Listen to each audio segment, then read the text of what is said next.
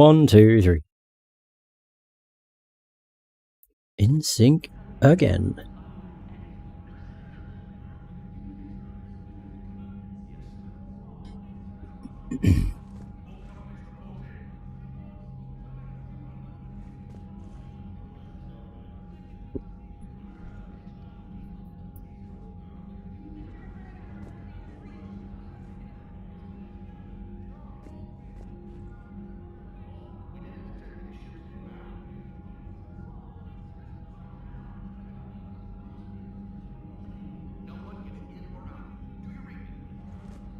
Alright, so welcome back to more Mass Effect 3.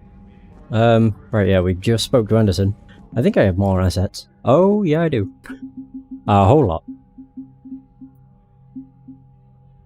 I don't like how that makes two noises. So what is this? Oh, the Geth... Oh, we got an upgrade. Oh, by 5.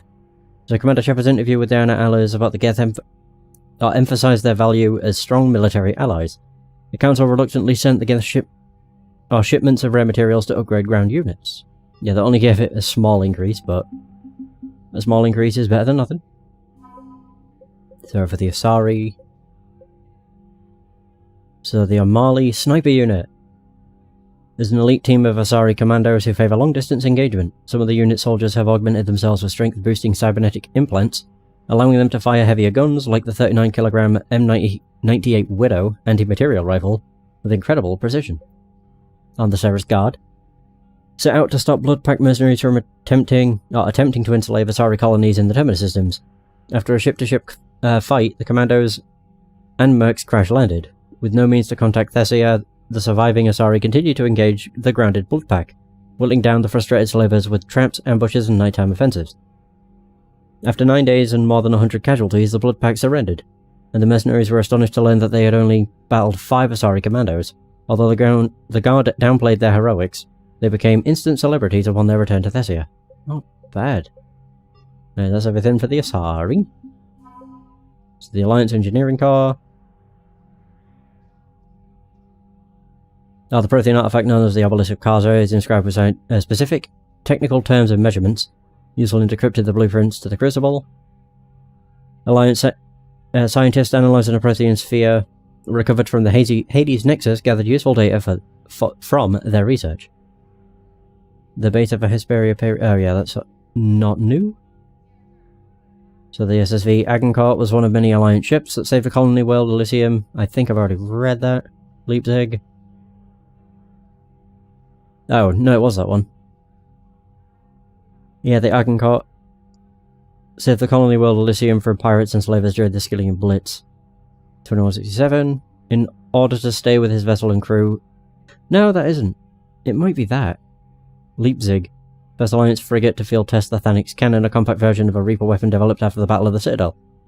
The Leipzig's captain was so pleased with the results, she gave her unconditional recommendation that the Alliance begin mass producing the cannon as soon as possible. Maybe. I don't honestly remember. Oh. So we have more Alliance things. Oh, the Alliance 5th Fleet. So the original SSV Hong Kong was destroyed in the Battle of the Citadel when its captain threw her ship in front of a blast meant for a dreadnought. The ship's frame was later melted down and incorporated into the framework of a new frigate, rebuilt as its successor. Yep. Yeah, so that Krogan power grids are supplying energy to Purgatory, that's also the case. So what else is there? Ah, there we go. Synth Diamond heatsinks. So synthetic diamond is a key ingredient in military-grade heatsinks that are used in computing high-end thermal clips. And starship weapons. Liberating tons of it from facilities on Brez will help both ground and space forces. And finally we have Alien. The Elcor Flotilla. Oh! So the Elcor Flotilla possesses a few cruisers and carriers, but its real value is troop transport. Because of their shape, the Elcor carry shoulder-mounted heavy weapons, VI-run systems handle reloading, targeting and ammunition selection. It is not unusual to see a troop of Elcor soldiers toting rocket launchers, chain guns and other intimidating weapons on their backs, as if they weigh nothing at all. Oh. Not that. or that. Now, where the hell is it? Nope.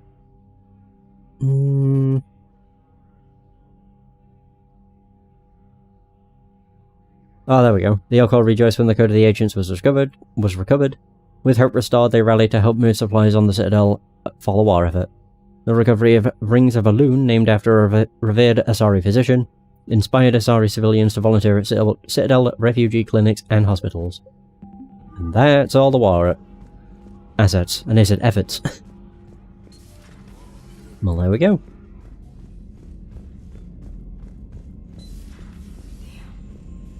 Not after we took down that Reaper on Rannoch.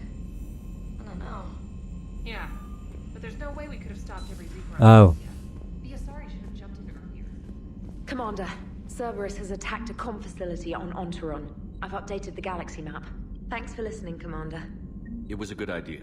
And right now, it's the best lead we've got. In any event, good luck. Oh, she's on about Horizon. I'll be doing Leviathan, anyway. Evacuating Thessia. Good, you opened this message. This isn't actually a sorry military command, they're busy tending to what's left of their planet. So you'd survived our fight on Thessia. You're not as weak as I thought, but never forget that your best wasn't good enough to stop me. I mean, it definitely was. Now an entire planet is dying because you lacked the strength to win. The legend of Shepard needs to be rewritten. I hope I'll be there, or I'm there for the last chapter. It ends with your death. Kai Leng. Of course. Oh. So we got an N7 mission. I think I'll do that before I do... well, before I start the DLC. I don't know for sure. But... I'd like to finish the DLC in one go, but... we shall see. It might be one of those that's long, because it's not like Omega where you're in one area. But we'll see. Oh. Oh no. Wait. Why is Thane Krios down here? Who else died? That's why, because Legion's up there. No. Shepard, this wasn't your fault. It's not about fault. I was supposed to stop them. You will. I don't know if I can do this, Tali. Earth, Palaven, Thessia. I'm risking everything to build the Crucible, and I'm not even sure what it does. Who am I to make that call? You're the one who was right, all along. You fought when no one else would, when nobody else believed you. And if that's not enough, you're the man I love. Don't forget that, no matter what happens. Aww. Thanks, Shepard. Thanks, Shepard. You're welcome, Tali. Wonder if Ashley's here again. Nope. She showed up once, and then ever since then she's never been here. Either that or there's like something I've got to interact with, which causes her to show up, kinda like Miranda. Oh, that's why. I'm an asshole! The reason I didn't see her is because I walked in. Saw that there was nothing here. She's hidden behind the bench. Oh, I'm an ass. God damn it. Williams? What have we here? Oh, sir.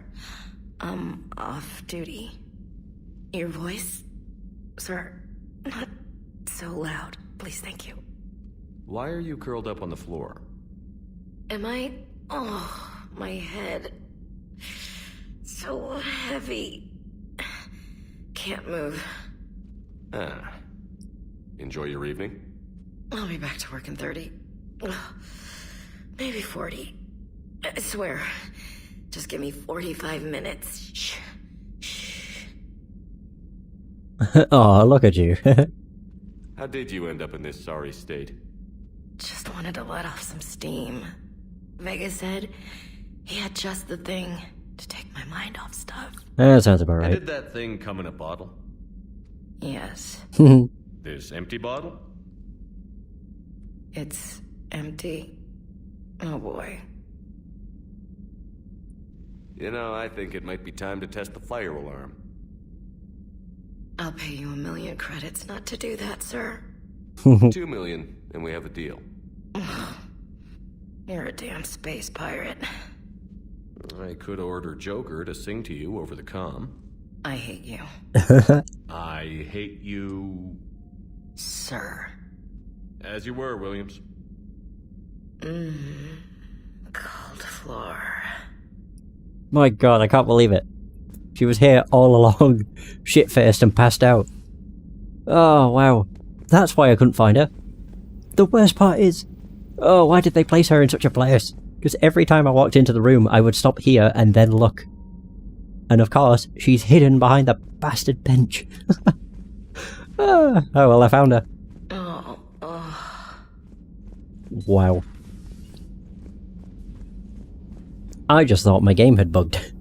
And that I couldn't find her. No, she was just, you know, piss drunk on the floor. Because, of course. Oh god, story of my life. But just... oh, whatever.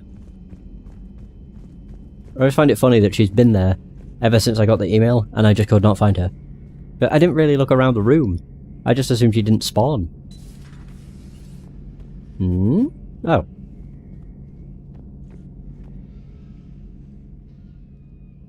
Any word from your family? They made it off Palaven. It was tight, but they're okay. Whew. We'll take every scrap of good news we can get. Wish I had more, though. Why? I just had to make a tough call with the Primarch.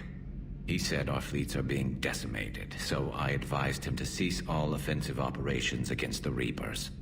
A full retreat? The only way to save Palaven now is to hold our ships back for the Crucible. But if I'm wrong, then a lot of other Turian families won't be as lucky as mine. That's a hell of a gamble. No other options? If there are, I can't see them. It all comes down to the Crucible now. And ruthless calculus. How are you holding up, Shepard? This all has to be taking a toll. There's only so much fight in a person. Only so much death you can take before... Before your friend picks you up, dusts you off, and tells you you're the best damn soldier he's ever met. We'll get through this. We always do. Not something you can ever get used to. Seeing a world go down like that. Thousands of years of civilization on fire. But it wasn't your fault. Thessia was already gone by the time we got there. And maybe the Illusive Man did win one, but so what? I've lost a few fights in my time, and I'm still here. It's because I always made sure that... A battle doesn't make a war, Shepard. We're still in this. Have you checked on Liara? She must be devastated. Oh, yeah. That's not something you ever forget. Shepard, this is when you take all your anger and frustration, bottle it up, then use it to rearrange every molecule in Kai Ling's body. You'll get your chance. So, who needs their ass kicked now? Was not expecting it to go to that. Okay, so... let's go and see Liara.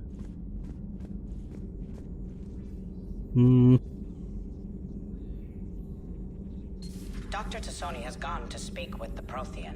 Oh. Okay. Nothing new. Fair enough. Up go. I thought I had more. So she's gone down to engineering. To speak with Javik. I guess I'll go do that. And then I can move on to a side quest. And then move on to... Leviathan. I just want to double check the side quest. I don't think there's anything to do. Oh wait. I should be able to finish that.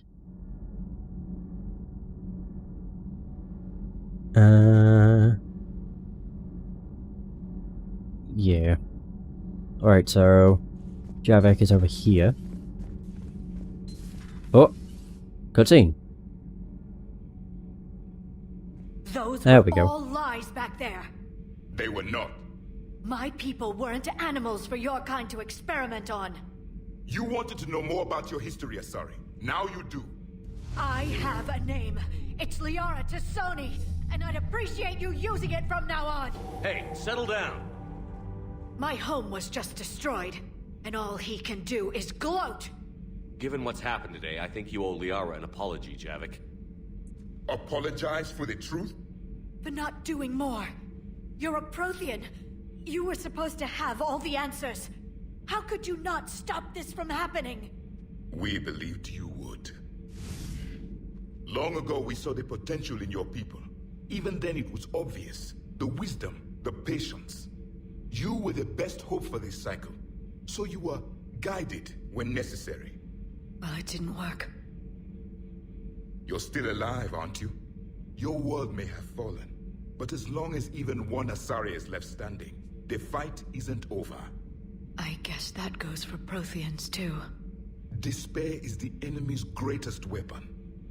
Do not let them wield it. Liara T'Soni. Hey!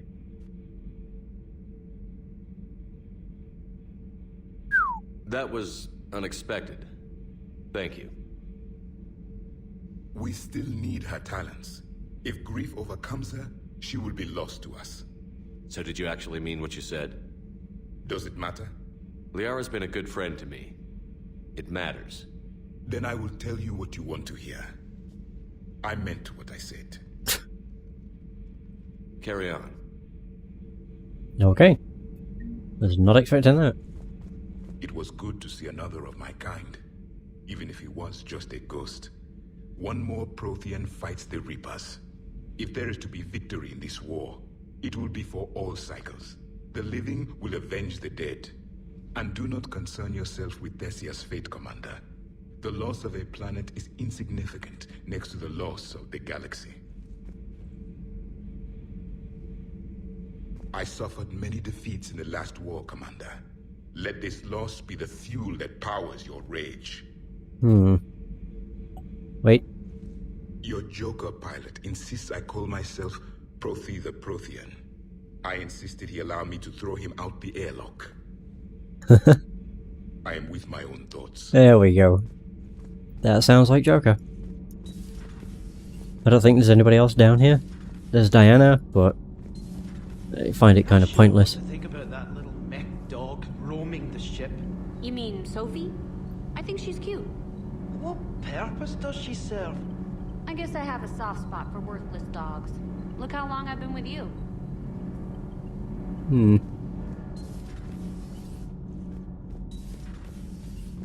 Alright. I'll go back to the crew deck so I can maybe speak with Liara now that she's, you know, calmed down a little bit.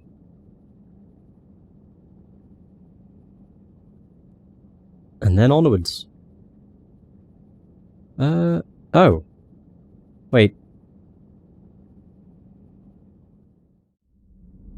She went straight to her cabin. She's not answering her comm. How bad? I've never seen Liara like this.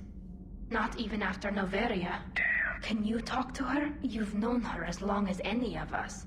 And with Palaven. I'm just another damn reminder of how many people are dying. You should talk to her. I just regained my homeworld.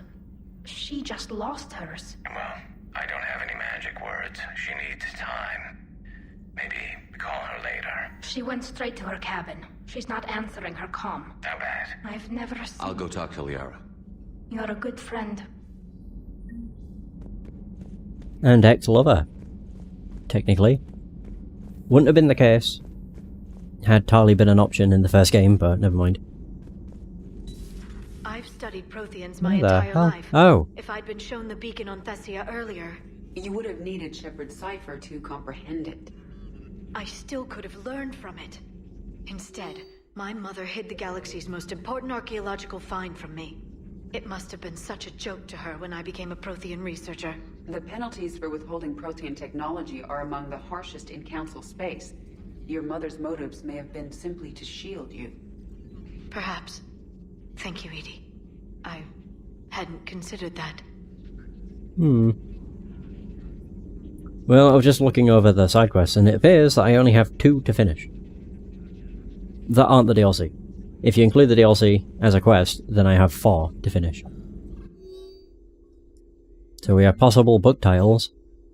So please flag this as a list of possible book titles. When this is all over, I'd like to publish what we've learned from about the Protheans. The Protheans, A Living Legacy, The Prothean Empire, The Protheans, The Last Prothean, Living History of the Protheans. I despise thinking up titles for my own academic research. Prothean Journeys, Journeys with the Prothean. Prothean Notes 2186 Entry 4. I can't let disappointment stop me from learning the Prothean's history.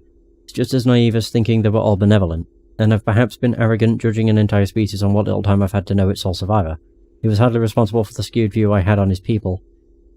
I put forward the idea of writing a book with Javik, and to my surprise he said he would think about it. Perhaps it's a start. Oh, good.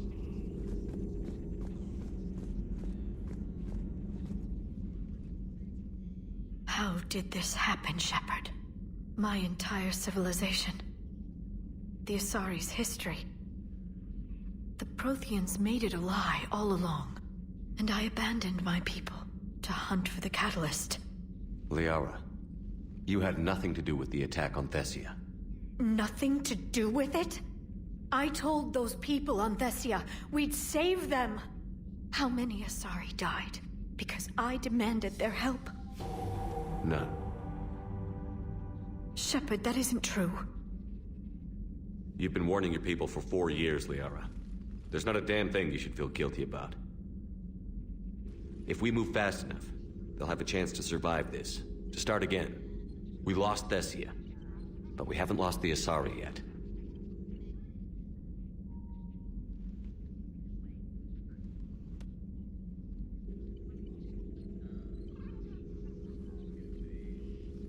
Helping the refugees. That's something I can do. It's something I owe them. I knew you'd think of something. I still need some time, Shepard. But thank you. Hooray!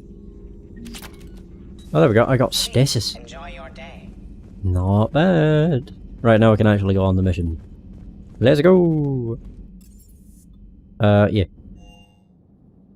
I'll do the communication hub, then start Leviathan. I really don't think I'll finish it in 2 hours. I just find that very hard to expect. Plus it would be fairly lame if it was that short. But I guess we'll see. It depends what kind of DLC it is. If it's one where you go just going from point A to point B, like Omega, then it might be possible, but if it's like if it unlocks different places on the world map, then it's a different story. Oh, what?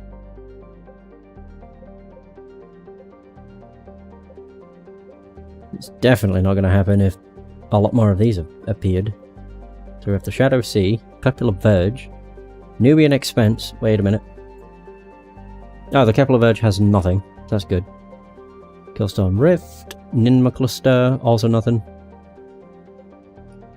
Sigurd's Cradle, Hourglass Nebula. Oh. I should actually go through the ones that I've been to. Isma Frontier.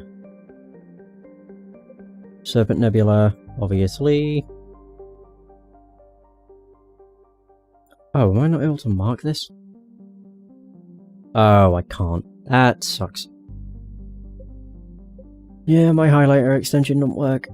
Well, that blows. No, never mind. Okay, so I may as well go here first. Which is where? There we go, the Hourglass Nebula.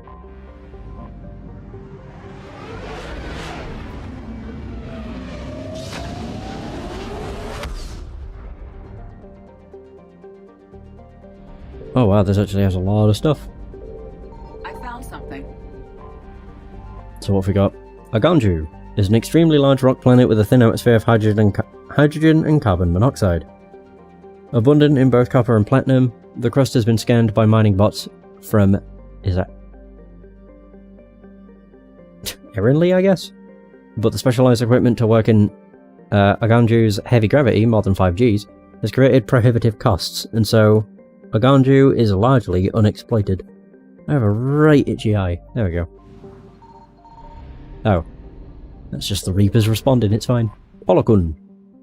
Sky Harvest is a standard gas giant composed of hydrogen and helium. The spacefarers from Erinli gather helium-3 from here rather than Orin Miller. Or Mila. As its atmosphere is much more predictable. I'll leave that because I think it's a wreckage. Erinley is a garden world in its last stages of habitability. I was going to say hospitality. While its soil still supports agriculture, its animal biodiversity has fallen to record lows, and the most successful remaining life is toxic blue-green algae and insect-like pest species. A large Salarian colony is trying to restore biodiversity to the planet, but setbacks are a fact of life. Mineral and fuel mining remains lucrative, however, and Erinley has a thriving spaceport that refuels many ships passing into the Terminus systems. Easy enough. What's that? Credits! Not really that surprised. Okay, so the other thing is just a wreckage. So Orin Mila.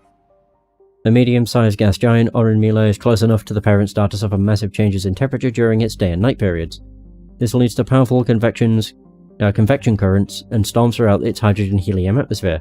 Gathering helium-3 to refuel is possible for the hardiest of exploration craft, but lesser ships are nearly always lost in the attempt. Orin Mila is within the frost line of its solar system, where icy-cored gas giants do not usually form. For this reason, it is believed to be an extrasolar planet captured by its star's gravity. Nice. Yeah, so there's that. We have Ploitari, Sowilo, and Fire. 14. Oh, that's just from finding one, so that would be what, 28? 28 per. Yeah, that would work out, kind of. We have Thegan. Rounds out the trio of planets only scouted by space probe in this backwater solar system. A frozen ball with significant amounts of tin in its crust, Thegan has a fractional atmosphere with trace amounts of carbon dioxide and carbon monoxide. Strange radiation emissions have been charted coming off of Thegan, but it is unknown if these are radioactive elements or merely a star's radiation reflected by a high albedo surface. That's not what I'd hoped. So we have Igala. Only known from scan data picked up by space probes, Igala is currently classified as a dwarf planet. A warm, barren rock, its thin atmosphere composed of carbon dioxide and oxygen. Significant alumina deposits in its crust make its density and gravity very low indeed. Ugh. Signal confirmed. Uh-oh. So, Xainthu, believed to be a post-garden world, Xainthu has large deposits of calcium carbonate in its sedimentary rocks, indicating it may have once had plate tectonics and even plant life. Its swirling clouds of dust and snow may have occurred more recently and blocked the sun, creating a mass extinction event. Its surface gravity is comfortable and its temperature tolerable by most sapient species.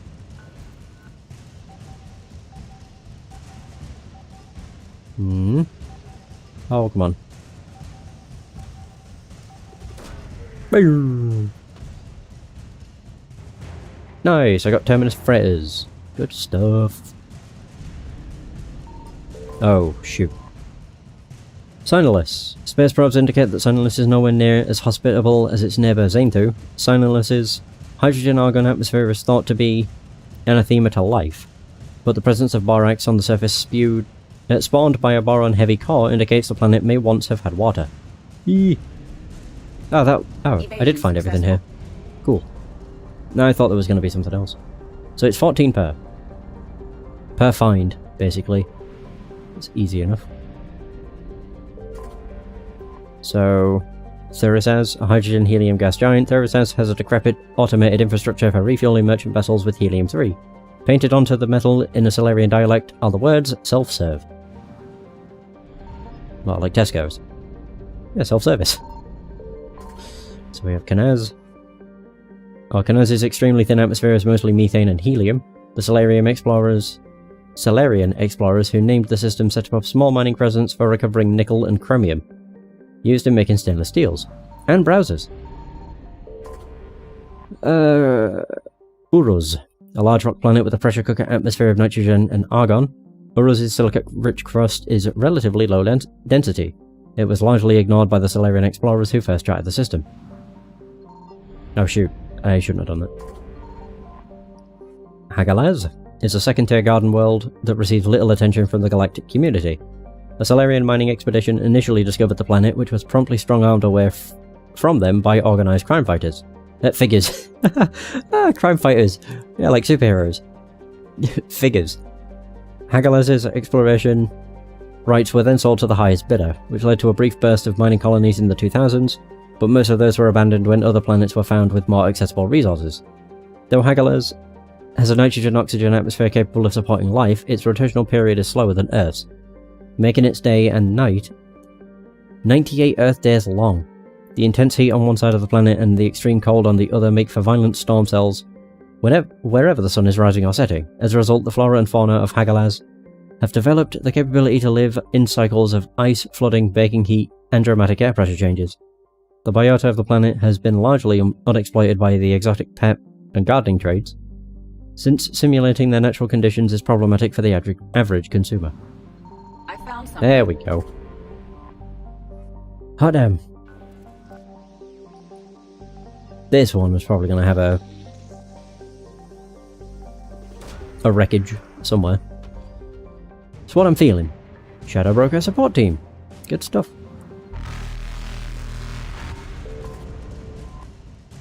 Ansus. A large rock planet, Ansus was once under development by a consortium of robo-mining interests, but an epidemic of accidents and sabotage cost the lives of hundreds of workers and eventually drove them off the world. Despite numerous accusations among the mining corporations and a dozen or more trials, popular opinion holds that the real saboteurs were never found. Well, shoot. Crap. Reapers eluded.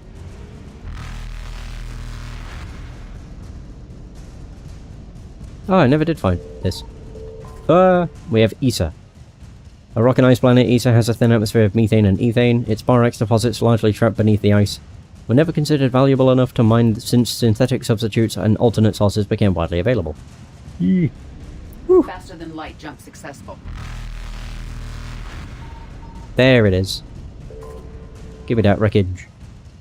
200 fuel. Nice. Evasion successful. Sweet. We go back to fire. Or go into fire, I should say. What is this? A very red planet. Antikythera. Fused metal is so named because of its spectacular craters.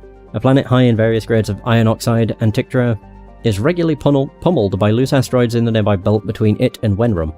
The iron melted and fused by the incoming meteors makes for spectacular landscape shots that look alien no matter what part of the galaxy you may be from. However, due to the frequent meteor impacts, exploration is considered highly dangerous, even to those with advanced kinetic barriers.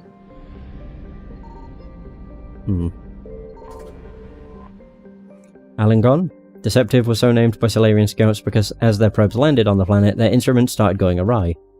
This turned out to be due to the high concentration of magnetically active pericles, magnesia, in the core and crust of the planet.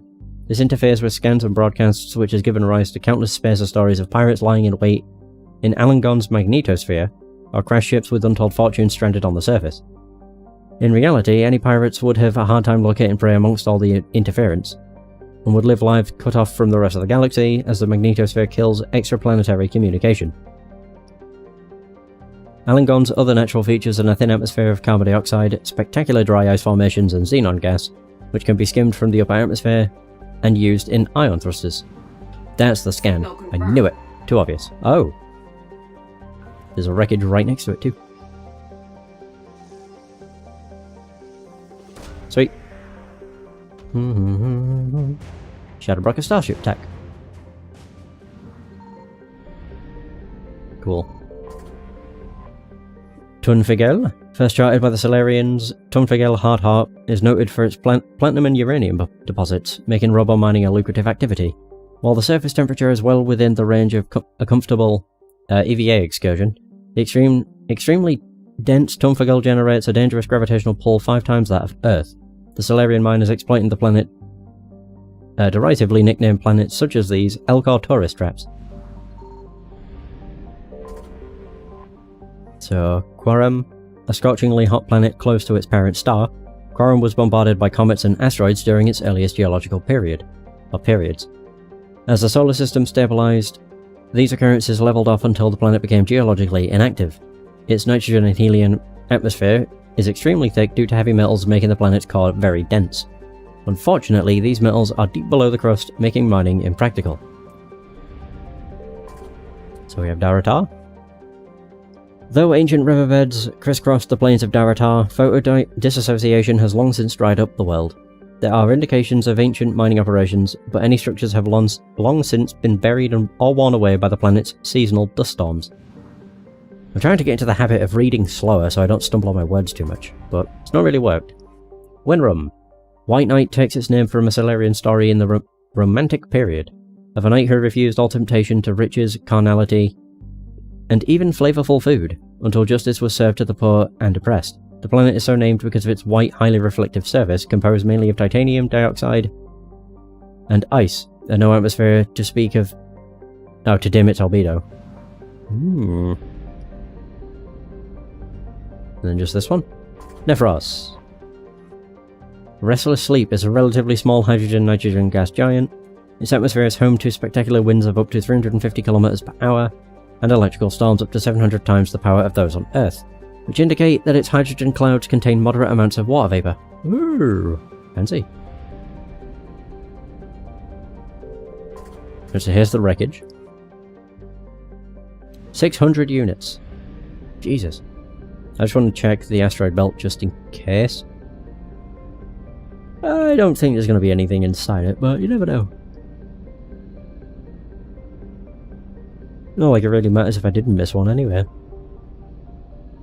Nah. That's everything. Let's go. I'm hoping the fuel I get from this will be enough to max me out. I need 200. Slightly more would be preferable. Oh, really? 100? How lame. Alright, so that's the Hourglass Nebula done. Shadow Sea doesn't have anything apparently. The Kepler Verge also doesn't, so that works. I mean, it's got planets, but that's it. I think this might be just one system. Usually is if it has no war assets. Yeah, as I thought. That explains why the Reapers don't show up. Actually no, some of them do. So that's a lie. Yeah, because if you can't explore the system outside of this, then where would the Reapers come from? But yeah, they can do that, because they have. You just have to use the Mass Effect relay. Either way, we have Junkro. There's a hydrogen-helium gas giant with traces of chlorine and sodium in its upper atmosphere. Like Uranus in the Sol system, it is tipped on its side. Its north pole facing the star Newton. Let's see. I thought the Reapers actually did show up. Seismos? There's an ice dwarf world. Its surface composed almost entirely of frozen water. Normally a planetoid this small would not rare inclusion on the system's charts, but Seismos' unusually large and beautiful rings of ice crystals has made it a popular subject for visual artists. This ring is the result of a glancing equatorial impact which left a large trench and threw a large amount of melted water into the atmosphere. The rings are a temporary feature that will completely decay in a few thousand years. Oh, you know, just sometime soon, obviously. Klinkoi, Cori even. So Klinkori is a rock and ice planet with an atmosphere composed of chlorine and argon. The frozen surface is mainly composed of potassium and deposits of iron. Klinkori is famously claimed by the eccentric Volus billionaire Cuman Scholl. His once ridiculed visions of beings of light protecting organic life from synthetic machine devils don't seem quite so far-fetched now. His private army of mercenaries are well established on the planet, waiting for husks to come knocking on their door. In all likelihood, they will be obliterated by the molten metal of a Reaper orbital bombardment on its way to somewhere important. Sheesh. And we have Ontarom. This habitable world had been living in the shadows of disaster long before the Reaper War.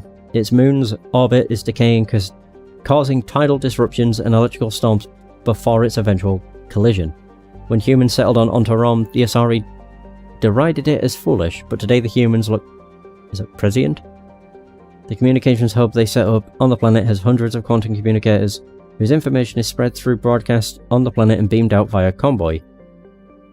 Ooh. While Ontarom has yet to be attacked by Reaper forces, it is likely just a matter of time. Let's go and deal with that Reaper hub. Wow. Communication hub is what I meant.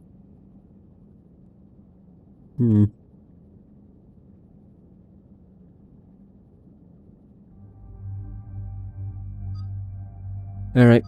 Tali and Javik. Hell yeah. I'm not gonna have to... Oh no, no. Thessia finished by defeating Kai Lang, so we should be fine. I don't think my weapons will have got defaulted to the just bog standard pistol. Yeah, we're good. Cool. I'm almost able to max out like all of my abilities. Although I only have 4 levels left, but you get 4 points. No, I'd only put it up to 17, so I still wouldn't have enough. I think you need 21 points. It goes 1, 2, 3, 4, 5, 6. So 1, 3, 6. Yeah, it's 21. All campaigns in this theater depend on the information that Disarray supplies. What do we know? We're getting intel from a tech who survived the attack. Grace Sato. She's hiding in a security bunker off-site. A civilian? Yes, patching her through. Miss Sato, what's happening down there? I'm staying hidden, but I'm the only one left. They're trying to hack into our systems to access Alliance operations protocols. I'm tracking their activity, but they're bound to find me sooner or later. Hang in there. We'll be there soon. Yes. Yes, Commander. It's not ideal, but she's the only one with any traction on this. The information stored in that network is critical, Commander. If it gets into enemy hands, we'll lose a lot of good people. I'll take care of it, Admiral. See that you do. Hack it out. Mm-hmm.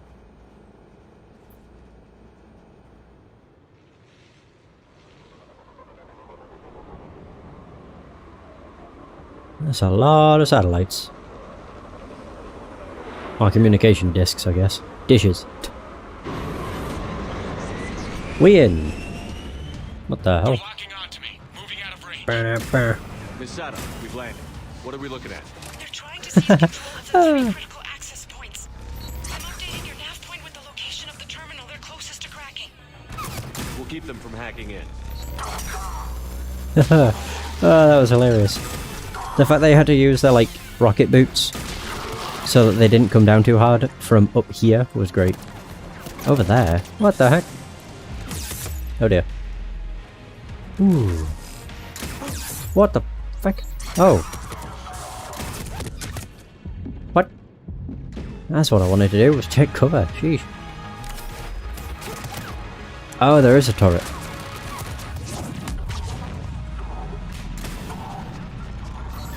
Oh, come on.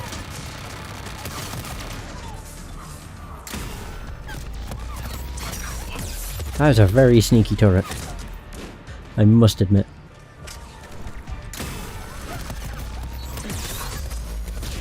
There we go. Yeah, they put it in a right shitty place. For a good reason, I suppose. Oh, what? Okay, good. I didn't even see him, somehow. I feel like I'm blind. I just wanted to look around. Doesn't seem like there's really all that much. Med station. I got Medigel. It doesn't seem like I'm actually on like a time crunch or anything, so that's good at least. Ooh, another medkit. Is that more stuff I can salvage? Yeah. There seems to be a lot of stuff I can salvage. Oh. Oh, okay. Well, that works. It's weird that he was just down here and didn't move. But, never mind.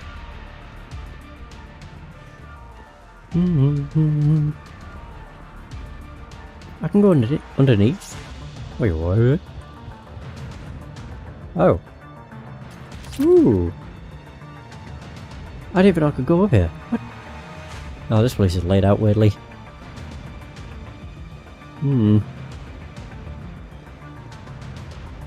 Yeah, just a little bit.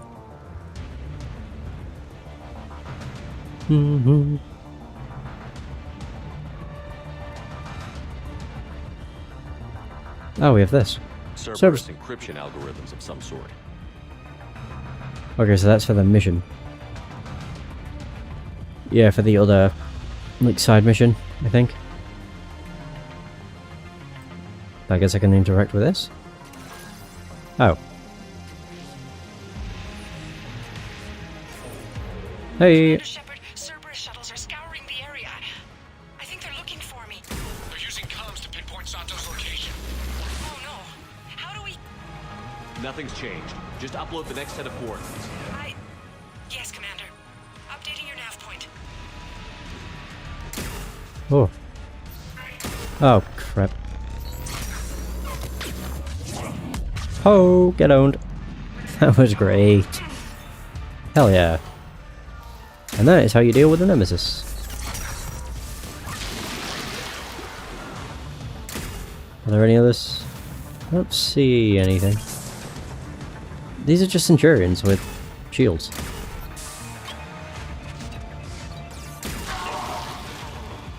Ooh! Get out of the way just in time. I get the feeling there's an engineer. No? Find that hard to believe. Oh. I guess there was no engineer. Oh, there's another Nemesis. No! What? I got shot from my left? Oh, hi. Didn't even see that. Where did I get shot from? Oh, whatever, just do this.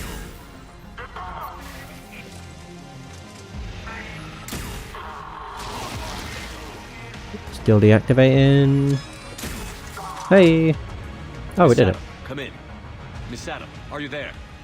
The human is too scared to answer. We need the final coordinates. Grace, listen to me. Can't talk. They're right outside. I know you're scared. This is more than you signed up for, but I won't let you down. Promise. Okay, Commander. Updating your nav point with the last location now. But if you get to me in time... Just hurry, please. Commander, I think I can make a run and get her. Do it. Oh. Another Cerberus hacking device. Oh shoot. What was that? Oh, that completely missed.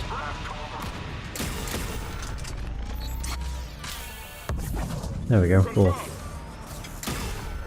I can't believe that just totally missed. Lame.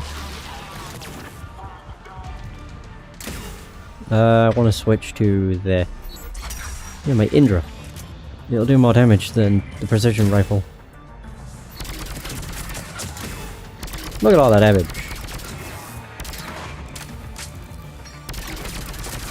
Hell yeah, I think I blew off their head. Sheesh. Oh. Wait, what?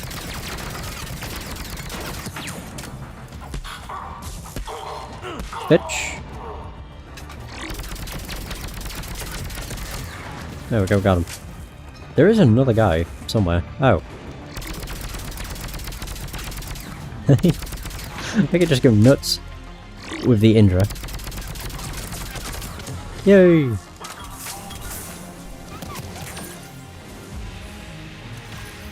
Oh, I need to do this without getting shot once. Commander, they've almost got the doors open. Help! Got her covered, Commander. Area cleared. Picking up Miss Sato, then heading back to the rendezvous point. Oh. Good job, Lieutenant. That was easy. Oh, I need to sneeze.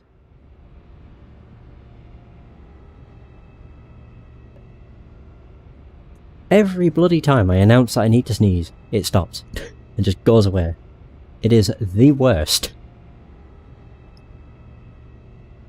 Like every single time. Bar none. What I should really do is just not, you know, announce that I need to sneeze. The station is secure. Operations in this theater are safe again. No small task to keep it that way. How's Miss Sato doing? She has to be transferred to a nearby Alliance station. She wants to help however she can. Good. We need all the help we can get. Hack it out. Back it out. Hooray! Fire reputation, 10,000 credits. all in a day's work. Oh yeah, we got the Shadow Broker support team. So the Shadow Broker's strength lies in her connections. Dr. Liara Tassoni has a team of operatives able to procure almost any supplies at any time, by using an extensive network of bribes, blackmail and favours. This logistical support has become important to building the Crucible, as a disruption of communications and travel makes gathering resources risky at the best of times. That's all the alien ones. The Alliance is really quite powerful now. 1,496. So communications array. Arrays. Before fleeing onto Realm with Commander Shepard's help, Technician Grace Sato saved a copy of the schematics for the Alliance's most advanced communications relay. Sato will use these schematics to build several smaller arrays to collect crucial intel from points in various systems. Oh. And then for the Crucible, we got the Shadow Broker's Starship tech. Oh! The Shadow Broker's unnamed vessel served as both a data repository and stealth ship for the enigmatic information trader. The ship ingeniously drew its power from thunderstorms raging constantly on the planet it orbited, relying on an interlocking system of kinetic barriers, grounding rods, and capacitors to avoid being ripped apart. These systems have been repurposed for sections of the Crucible that require the safe discharge of tremendous amounts of energy. Terminus freighters. The Terminus systems team with planets rich in rare elements, minerals and other raw materials, important for the Crucible. Fortunately, the Terminus systems also have a great quantity of freighter vessels, so Athabasca-class ships, while only lightly armoured, can carry millions of tons of freight with fuel tanks optimised for long hazardous journeys. Ew. Cool. Right, well now we can actually start Leviathan. Eventually. We got there. Which means I just need to go back to the Citadel. And then, basically it. Got the Citadel to complete the side mission I have. You've got new messages, Commander. Sweet. A little downtime. Oh. Shepard, this may be dumb, but I heard you were having some trouble sleeping. Don't freak out, word gets around. Anyway, I was thinking it would be nice for us to get together, just the two of us, find a quiet spot in the Citadel, or try to at least. We could both probably use the downtime, then have points incoming, if you'd like to join me. Eh? Oh! Is that on the Citadel? Shoot, I have no idea. I think it might be. I'll assume it is.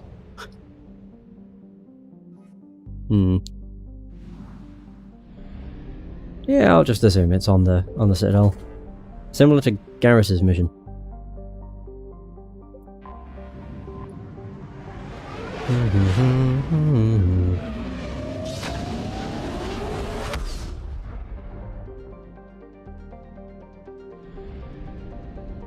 Yeah, we'll meet Dr. Bryson in a sec. I want to do this first. Apparently Ashley wants to speak. Yeah, I guess so. But I don't know if it's one of those where, like, meet on the cabin. You're cleared to dock, no? I'll handle it. Yes, Commander.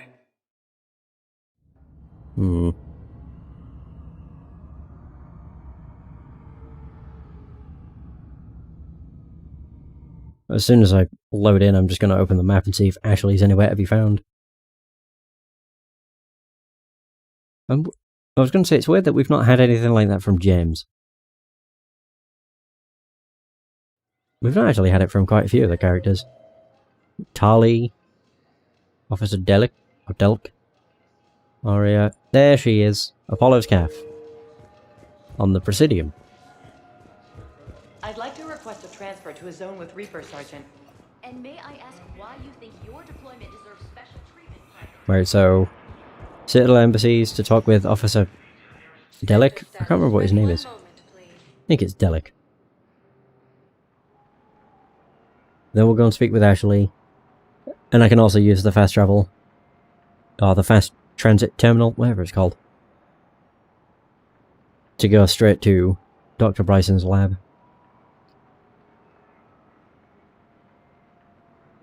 So all I had to do was find Ashley pissed out. No, pissed up and passed out. Wow. On the floor to trigger this. I still can't believe I missed her all along. So dumb. They tactically hid her in such a way. Oh, for sure. Oh, there is. You're Intel, right? I found these encryption codes on a Cerberus engineer. I thought they might be helpful. Cerberus ciphers. That's exactly what we've been looking for. Thank you, Commander. Thank you, Commander. You're welcome.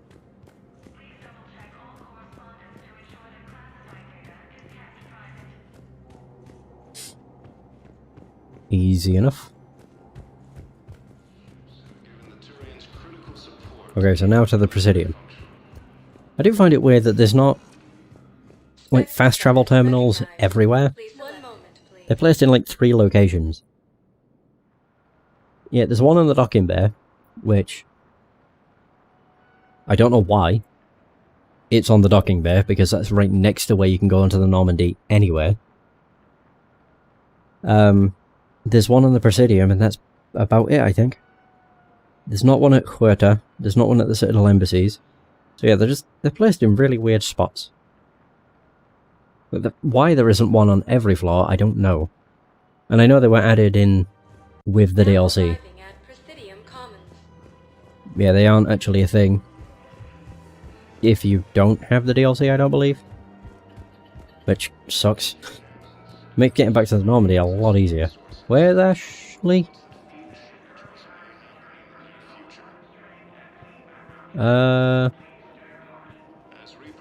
Oh god, where is Ashley? Nope. She's apparently at Apollo's Cafe, but I do not see her. God, she's not, like, you know, passed out somewhere again, is she? And that's why I'm missing her. Oh. Found her. This is a nice spot, Ash. Yeah. All the shuttles zipping around remind me of when my dad would get ready to ship out. My mom would bundle us all up, buy us ice cream, and cart us out to the shipyard to watch his transport depart. I still have to resist waving every time a big Alliance ship flies by. You should bring Sarah up here. I will, when she's ready. She'll like the quiet. She wasn't the loud tomboy crashing around like I was. Sounds like you were a handful. Maybe. My dad got me. Shame you never met him. He would have liked you. You think so? Career military man? Yeah. Yeah, he would have invited you over, cooked you something on the grill, and talked your ear off.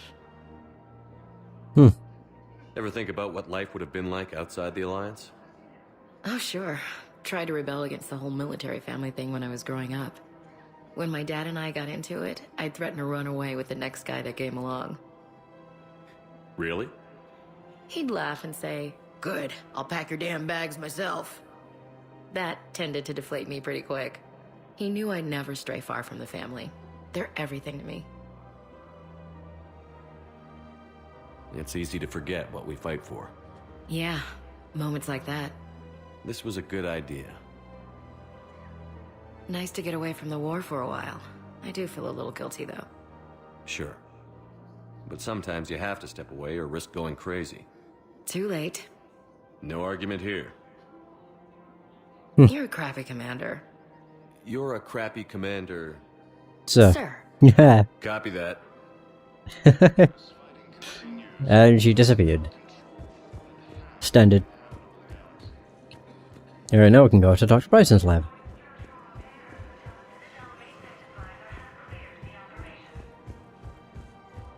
I think I can. Yeah. Rapid transit. That's what it's called. Dr. Bryson's lab. Let us begin. So that's every side quest in the game done. Except for the DLC, but they don't count. But yeah, that seems to be every side quest. And then once these are done, it's just 3 main missions and boom, the game is finished. But I'll be doing this one, then the next main mission, then the final DLC, and then end of the game. Where the hell is this? What? Where the hell are we?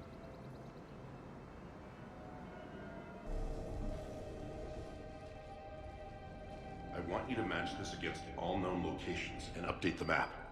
Then contact the field teams for a progress report. Yes, sir. Oh, Commander Shepard. We've been expecting you. Just a moment. And Hadley? Could you gather the Leviathan data for us? Apologies, Commander. The rest of my team is out investigating leads right now. I'm Dr. Garrett Bryson, and this is Task Force Aurora. What's your assignment? Our mandate is to investigate legends, rumors, old stories about the Reapers before anyone knew they existed. That's an interesting goal. But is anyone doubting the Reapers exist these days? The Alliance is still desperate for intelligence. Reaper motives, their operational tactics. Anything that can give us an edge. And how did you wind up in charge? When the rest of the galaxy says something doesn't exist, I take that as a chance to prove that it does. So you're in it for the challenge? For the truth. Even as late as 2148, humanity still thought aliens were a myth. Is that Thane? That was within my lifetime. Once that myth was proven to be reality, our entire history changed.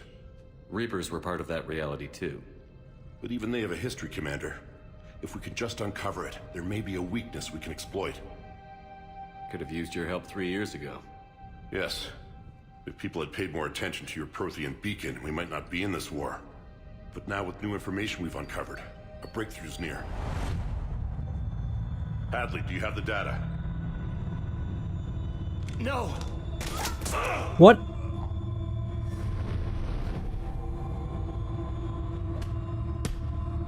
What the hell happened? This is Commander Shepard. I need C-Sec at my location, now! Was he indoctrinated? Shouldn't be here. The darkness Oh. can't be breached. That's a yes. Transit records show his name is Derek Hadley. He's worked here for a couple months. Shepard, I monitored a C-Sec alert from this location. Were you harmed? I'm fine. But I could use your help sorting this out, EDI. Take a look through their files. I need to know what this task force was up to. At once. What? What's happening? You tell me. I was gathering our data when you arrived, and then it was dark. Cold. Like I was someplace else. And then? I don't know! A gun was in my hand. Dr. Bryson, there was a loud noise. Oh, he almost punched him. I didn't do it, it wasn't me! You have to believe that. So someone else pulled that trigger? But I would never do that! Commander, this does resemble reports of indoctrination. Indoctrination? Me? What about that Leviathan Bryson mentioned? How does that tie in?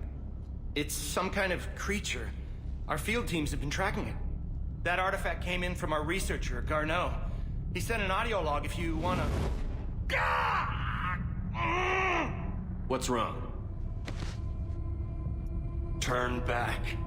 What are you talking about? The darkness cannot be breached. Yeah. Damn it. Get him over to the clinic. See if they can tell us what's wrong with him. Yes, sir. Commander, you'll want to see this. It's an outgoing message from Dr. Bryson to Admiral Hackett. Dr. Bryson, you have an update? Admiral, the Leviathan of Dis that we've been investigating, I think we're really onto something. Give me the brief. About 20 years ago, the Batarians discovered a Reaper corpse that had died in battle. They covered it up and denied it ever existed. But I'm intrigued by the larger implication. What could have killed the Reaper in the first place? Exactly. That's the real Leviathan. It's worth pursuing. Continue your investigation and update me on the progress. There is also a follow-up message from a few weeks later. Admiral, the Reapers are shadowing my field teams as if they're hunting Leviathan themselves. Whatever it is, I believe Leviathan is nothing less than a Reaper killer. Almost an apex predator, and it has them nervous. If we could just find it, imagine the impact on the war. I'm formally requesting assistance in tracking it down. You'll have it. This is now your top priority, Doctor. Find that thing. It appears we were meant to be that assistance. Anything capable of killing a Reaper could do a lot of collateral damage. Yet given the state of this conflict, I believe the saying, "The enemy of my enemy is my friend," may be relevant. But we won't know unless we can find it. Bryson's assistant did say they recently received a log from their field researcher. It may yield more information. Hey! Oh, I've got Eddie with us. Find the audio log.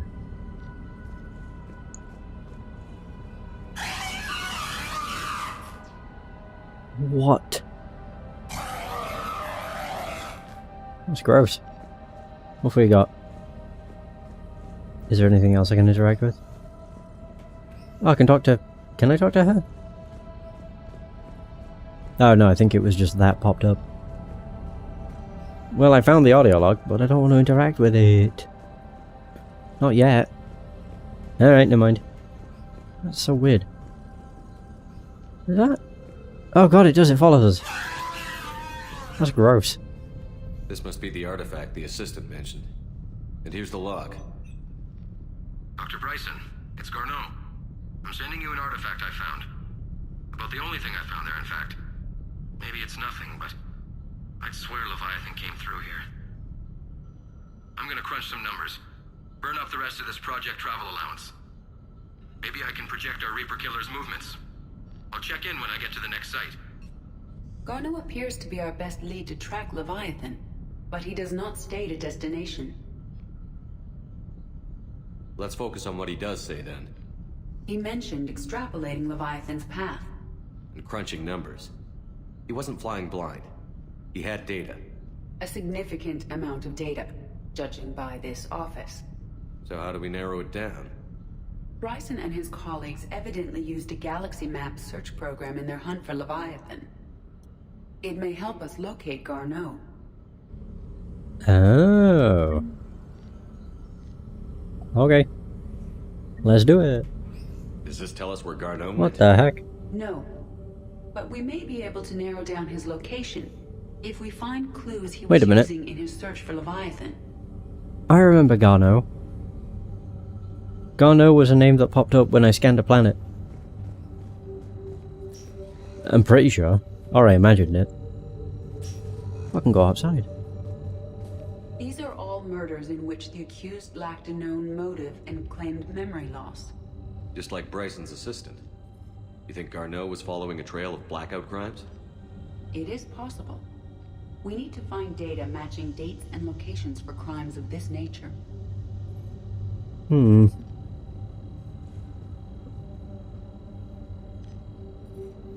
Here's the time and date chart for the crimes.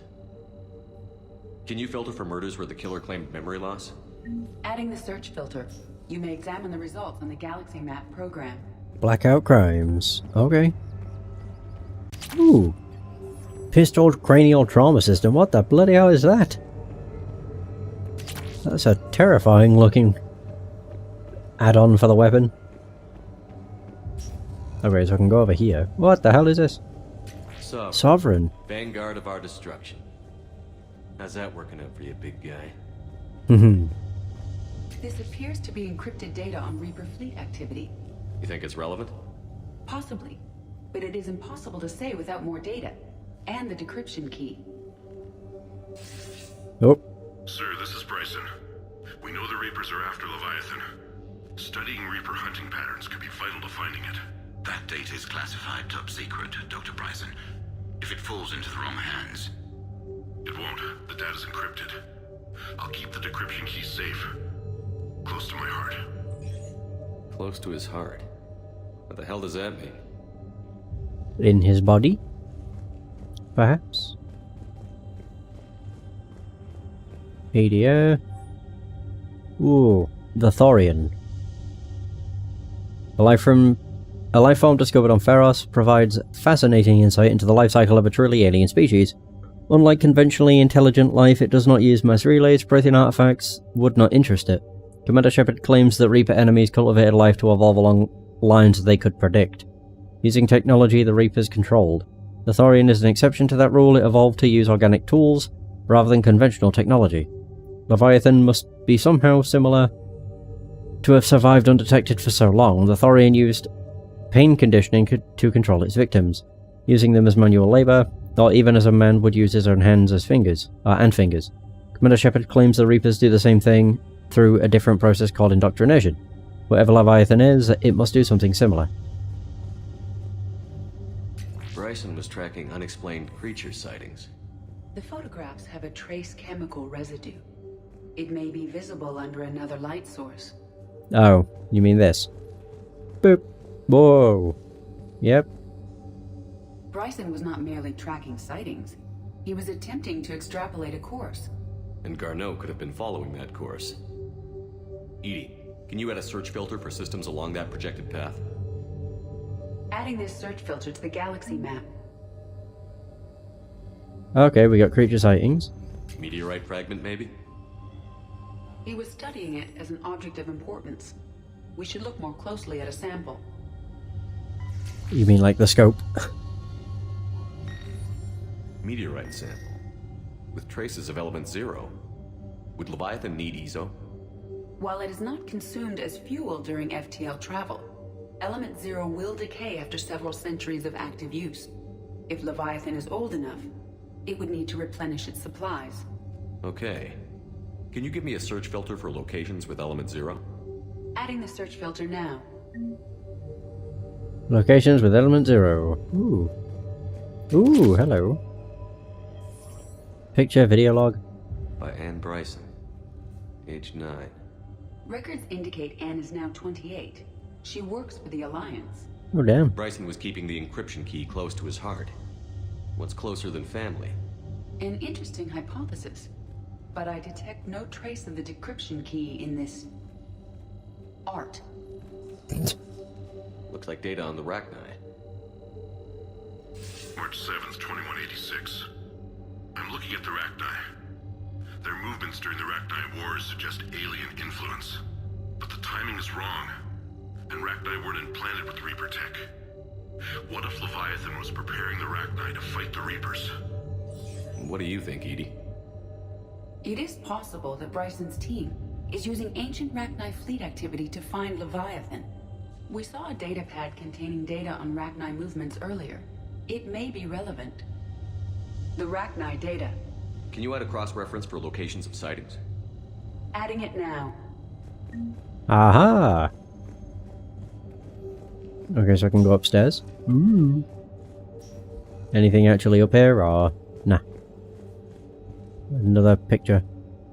Another piece of Anne Bryson's childhood art. Wait a minute. Well, take a look at that. What is that? I can use these numbers to construct a decryption key. Alright, let's get back to the datapad we found earlier. I don't remember where that was. Ooh.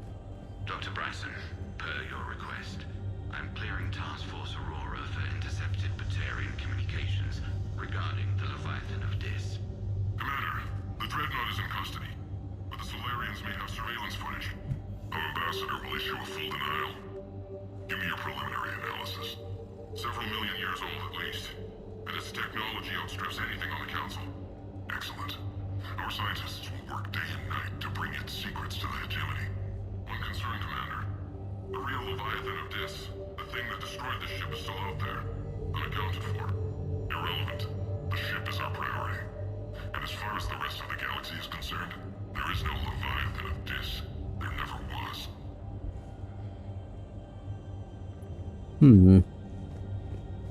Right, well I need to go to the datapad. Wherever the fuck that was. Is there anything around? Wait a... never mind. Ooh! Wait, is this just a bathroom? Nothing. I find that kind of hard to believe. No evidence whatsoever. I was here. Aha! Decryption complete. Analyzing data. These movements do not match the standard invasion pattern. The Reapers are searching for something. And I'll bet Garneau used this intel. Can you make a search filter for it? Doing so now. I got a level up, but I don't know what the hell it was. Reaper activities.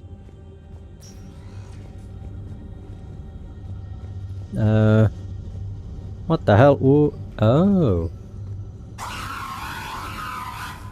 Okay, that's not something I can Scan. What is this? Prothean artifact. Is this Prothean? Yes. I believe Dr. Bryson and Liara would have had much to discuss. Can you add a search filter for locations known to have Prothean ruins or artifacts? Of course. Aha! I now have everything. Easy. Aw. I thought there was going to be a upgrade or something hidden somewhere. I think I've found everything. Oh, wait. Aha! Sneaky! Hot damn, that's the first ultralight materials thing I found for a pistol. I can leave? Why would I leave? I've not even pinpointed Garneau's thing. So wait, what are we doing? Blackout crimes, creature sightings, Rachni activity. I would assume that Reaper and Prothean activities... Yeah. Unless... I mean, what are we looking for?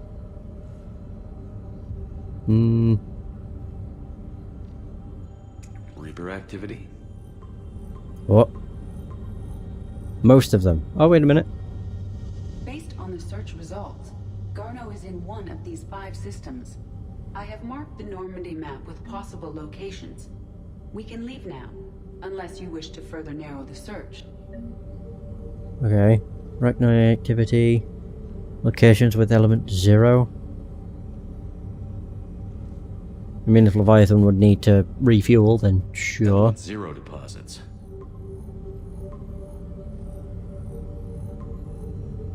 Okay. 3 possibilities. Rachni activity, blackout crimes, creature sightings. Yeah. Alien sightings. What the heck? It's got to be that one. We have a match, marking the galaxy map. Good.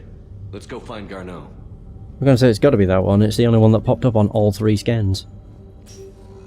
Return to Normandy. Ba-ba-da-ba. Easy. What the heck? Why can I go to Purgatory? Oh, Purgatory's another one that has a rapid transit. Yeah, I forgot. Why does she sit in the backseat? I have a perfectly usable front seat. Also, the bloody shuttles look so weird. They're made like an oven glove. You know, like with the big part that fits all your fingers and the small part where your thumb goes. It's just the one thing they always make me think of. Every time I see it. Yeah, I don't know why. Just makes me think of an oven glove.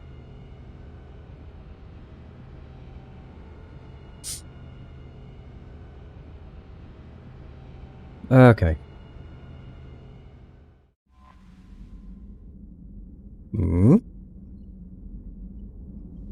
Anything new? Aw. Nope. Alright. So do I have more areas I can go to?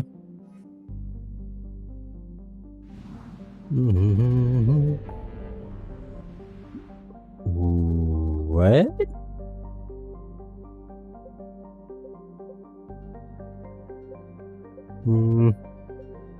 Oh. Kite's nest is not complete.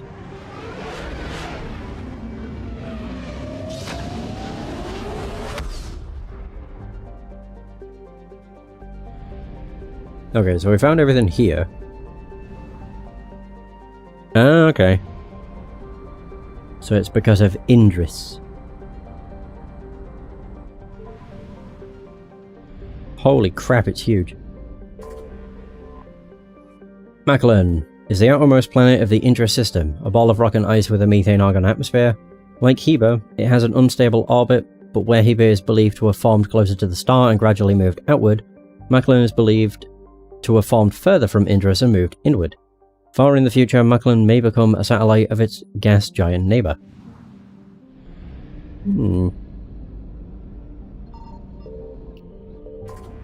We have Kappa Station. Alliance intelligence reports that there was once a sizable military space station trailing Heber that was tasked with arming and refueling ships to repel pirates, slave revolts, and foreign invasion. The Reapers wasted little time in destroying it, during their conquest of Kamala. Oh crap, well there's Heba. Holy crap, it's huge! The hydrogen-helium gas giant Heba has an unstable orbit which over time has led to it clearing the space around it of asteroids, a protoplanetary material. As a result, its rings are thick and quite visible. I found something. There's Summit. Chalice is a large rock planet wreathed in a haze of carbon dioxide and xenon. It was discovered by Batarian astronomers during the last century and first visited in the 2150s by hegemony survey teams. A small number of colonists lived in aerostat habitats above its oppressive cloud layer, harvesting carbon dioxide. No habitats can be detected now. It is likely the Reapers eliminated them. All the colonists submerged into the scorching atmosphere in an attempt to hide.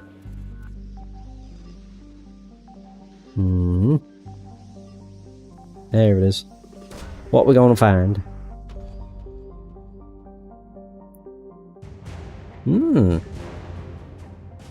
Governor Grothan Pazners. We have Ramlet. There's a small rock planet with a thin atmosphere of hydrogen and ethane. During the rush to exploit Kamala for Ezo and other minerals, Ramlet supported a small but steadily growing population. Since the system was bereft of a significant asteroid belt, Ramlet became the go-to location for second-tier miners looking for work.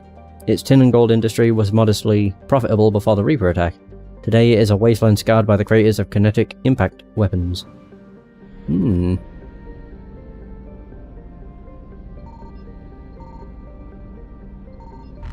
Oh, come on. What? Oh boy. Alright, there we go. Found it. Eluded. Cool. 300 units. There. Now I can leave. Light jump successful. So, Leviathan unlocks a lot of systems. Also, a lot of stuff in systems. And maybe just bog standard systems in general. It's crazy. So, Kite's Nest. Horsehead Nebula. No. Anos Basin. Krogan DMZ. Apian Crest. Minos Wasteland. Ismar Frontier. Crescent Nebula. That's new. Shrike Abyssal. 50%. Wasn't this one that was just alone to begin with?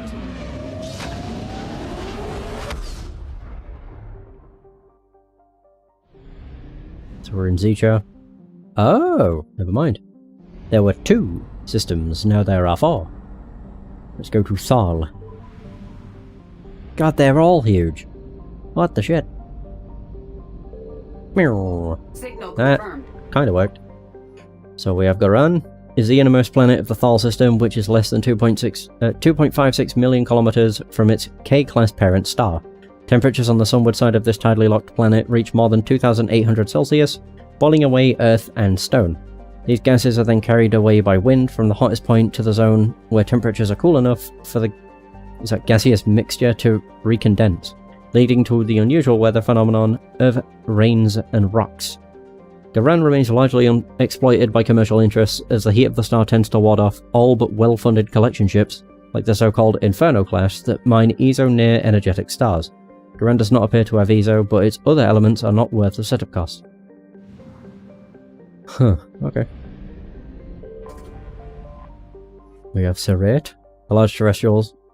Serrate's methane-rich atmosphere might be mistaken for that of a true hothouse planet. However, some terraforming corporations have targeted it for development, since Serrate has already given rise to some cyanobacteria in the liquid water that can be found near its poles. There is some evidence that the planet has been fluctuating between methane-heavy and oxygen-heavy atmospheres for several million years, each cycle dependent on the nutrients in the ocean that led to bacterial growth or crashes. Star charts catalogue several scientific stations studying Serrate, but all appear to have been destroyed by the Reapers. They really don't like science. Oh shoot. So that's going to be fuel. 4 hundo. That works. So Zercio. hydrogen helium gas giant Zersio's many moons were developed along with the colonization of Alta Kiril. It is believed that the majority of them were military in nature, a common theme among Turian colonies. Specifics are few. Alta Kiril's government kept its records classified, and the Reapers have systematically destroyed the installations here.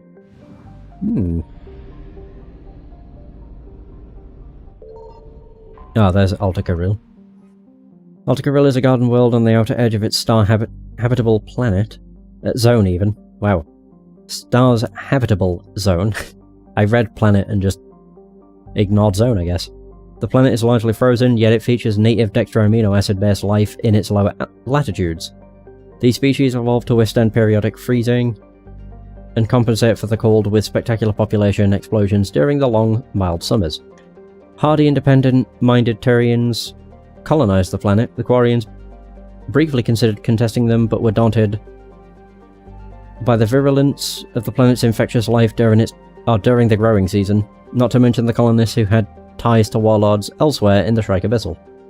Alta Kiril's citizens were wiped out by Reaper bombardments, despite the planet having a reasonably high population, which would usually make it a candidate for harvesting.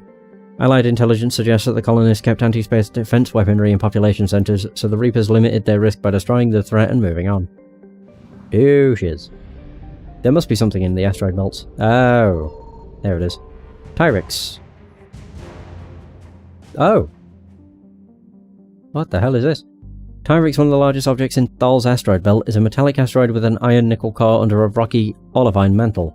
It is possibly a remnant protoplanet prevented from forming into anything bigger by gravitational disturbances from Zersio. Where the hell's Zersio?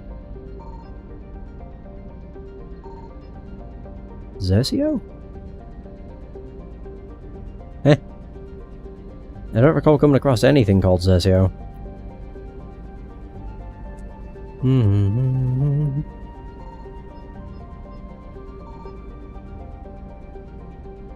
Okay, I'm just checking this asteroid belt. They just mentioned Zersio, and I don't recall coming across a planet called that, so just thrown me off a little bit. Oh, there we go. Well, this isn't it, but it is Viritz. Viritz is a large stony asteroid in the Thal system's Rakari belt. There are no records of its colonization, but it is included on star charts as it is well known by astronomers of Alta Kiril who could observe it with low-power telescopes during certain portions of its orbit. Not positions. Kinda wish the planets in the asteroid belts were a lot easier to find. Oh, there's Zersio. Oh, I'm an idiot. I was looking for a planet. Well, I was looking for something in an asteroid belt. I didn't realize it was actually a planet. Oops. Then we have Kaizel. I found something. So, is it Parask? Parask? A lifeless desert, Parask was colonized soon after first contact with the Vulture. Several Asari mining corporations working with a Siari-based charity called Mind and Hand built settlements on the planet's surface and orbital stations. Adopting Vulture orphans from Heshtok, they raised them to live non-violent lives and employed them in the mining industry. While Mind and Hand's efforts were at first labelled colonialist, the orphans became minor celebrities when it was discovered that the Vulture habit of using violence to communicate was not completely innate. Several spoke throughout Citadel space on behalf of their species, but their short lifespans kept their careers very brief. Even today, companies that want Vulture labour have the poor choice between adopting and educating them as youngsters, just to watch them age and die, or dealing with autonomous but violent adults. The Reaper invasion devastated Parask, its industrial capacity was ruthlessly targeted, and the Vulture mining communities were exterminated. The only silver lining is that the deaths have created martyrs, inspiring other alien-raised Vulture to fight for their galaxy. That's good, kinda. Nesgrail is a small, hot, tidally locked inner planet that had modest minerals development on its dark side. Within a generation of the Vulture's first contact with spacefaring species, robo-mining interests attempted to exploit it, only to find their trading partners violently overthrown on a regular basis. The Vulture's own culture disenfranchised them, in Nesgrail's case, as their legal claims to the planet were inevitably backed up by violence as a show of dominance. This nuance was lost on the mining corporations, who hired mercenaries to guard their operations with lethal force and never surrendered it to Vulture claimants. The Reaper sent a small force to destroy Nescroll's orbital stations and surface facilities. There is no indication that there are any survivors. Sheesh. Here's Heshtok. A Systems Alliance official once summarized his tour of the Vulture homeworld as follows. You can make your own Heshtok in 2 steps. Take Hell, then add Vulture. The planet is highly volcanically active, leading to periodic releases of toxic gases into the air and water supplies, as well as other extreme situations that gave rise to the Vulture's legendary adaptability. Overcrowding and the extermination of most of their ecology led to a planet covered in weeds and hardy vermin. The Vulture do not have a recognized single government that would allow them membership in any galactic league. Alliances between bloodlines are tenuous at best, and the Vulture's short, violent lives ensure there are few lasting institutions. The Reaper invasion of Heshtok encountered little formal military resistance, but the harvesting process is slow. Destroying neighbouring cities fails to intimidate Vulture, who become submissive only if physically dominated in person. Cutting off their water supply simply makes them adapt their bodies to get moisture from food. Allied intelligence hypothesizes that Reaper forces are not harvesting yet, instead seeking to immobilize Heshtok's population and prevent them from joining the fight for the galaxy at large.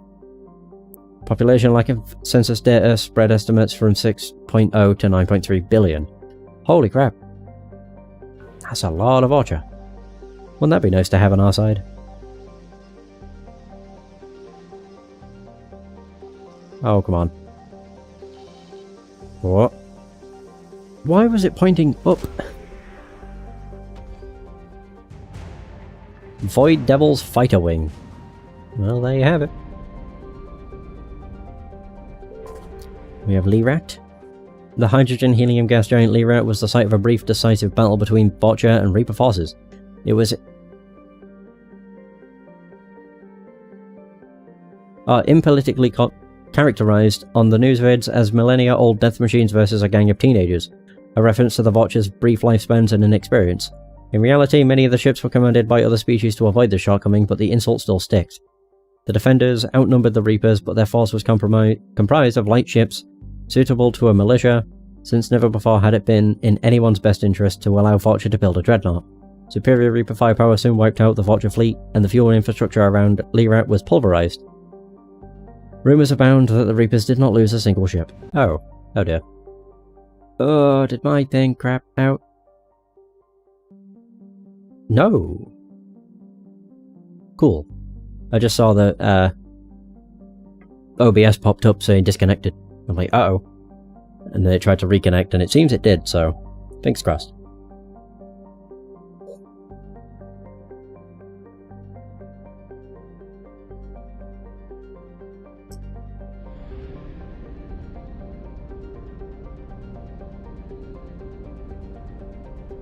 I'm just hoping it doesn't split my VOD in two. But if it does, I can always upload it while I'm at work or something. Right, we have the Crescent Nebula. Sigurd's Cradle, Kelston Rift, Ninma Cluster, Kepler Verge, Nubian Expanse, Hades Nexus, Vatican Beta. Oh, what? Where else did this add? Wait. It adds Kelston Rift, Crescent Nebula, Pylos Nebula. So 1 in Kite's Nest, 1 in Sigurd's Cradle, 2 in Sigurd's Cradle. But that's 100%. And then 2 in the Shrike Abyssal. Maybe I'd already been to all the ones that are here. Maybe. I'm gonna go here first, just because I'm curious. Curious and confused.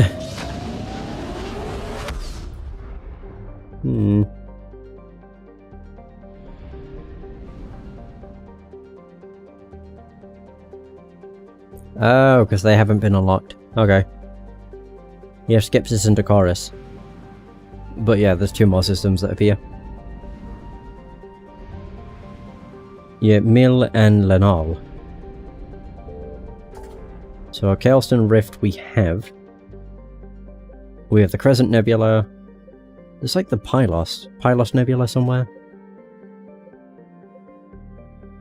Oh, and the Nubian Expanse. Wait, Nubian Expanse was not new, is it?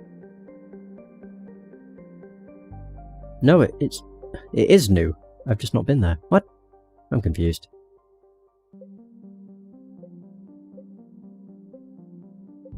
Cillian, Nina. Okay. I'll go to here first. Crescent Nebula.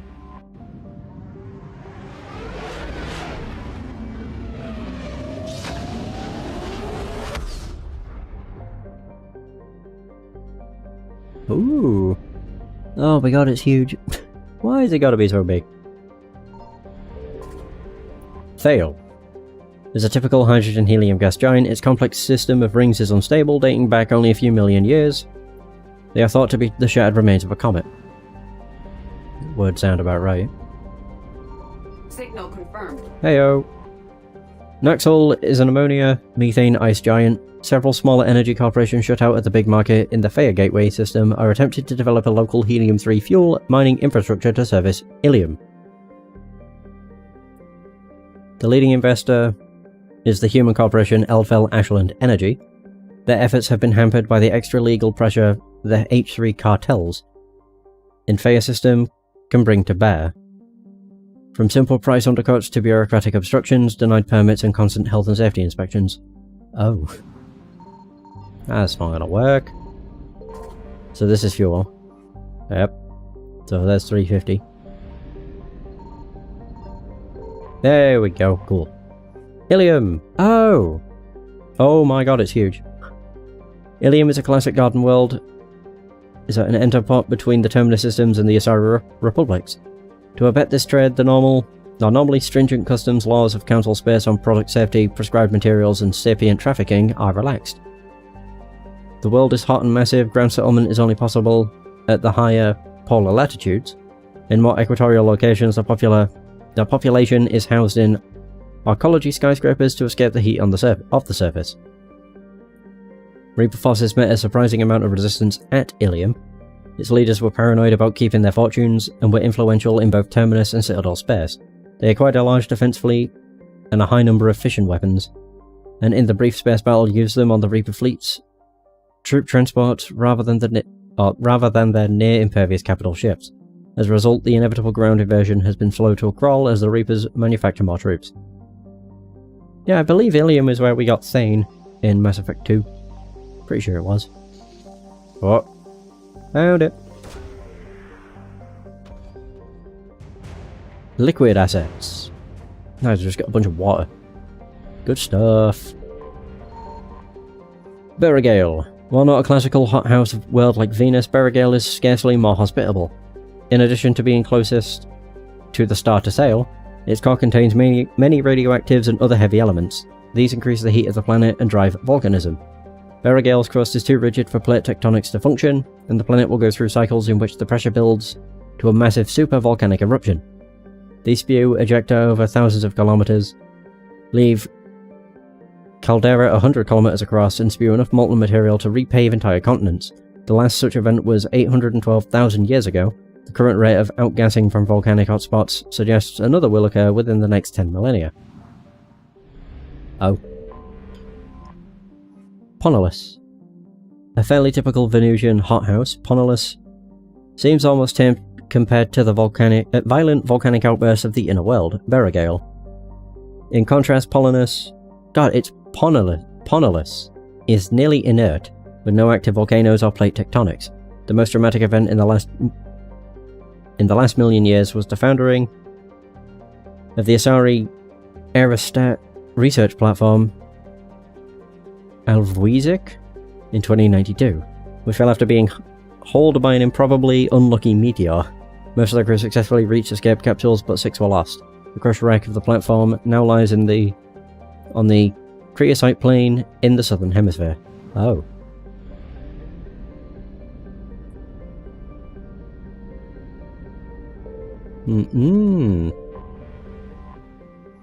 So Tukria, named for a legendary Asari archer from Thessia's Iron Age, Tukria is an asteroid large enough to qualify as a dwarf planet, or as some term it, a mesoplanet.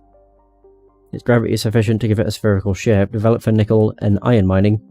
Tukra was abandoned before the Reapers reached the system. Its facilities are now dark and cold.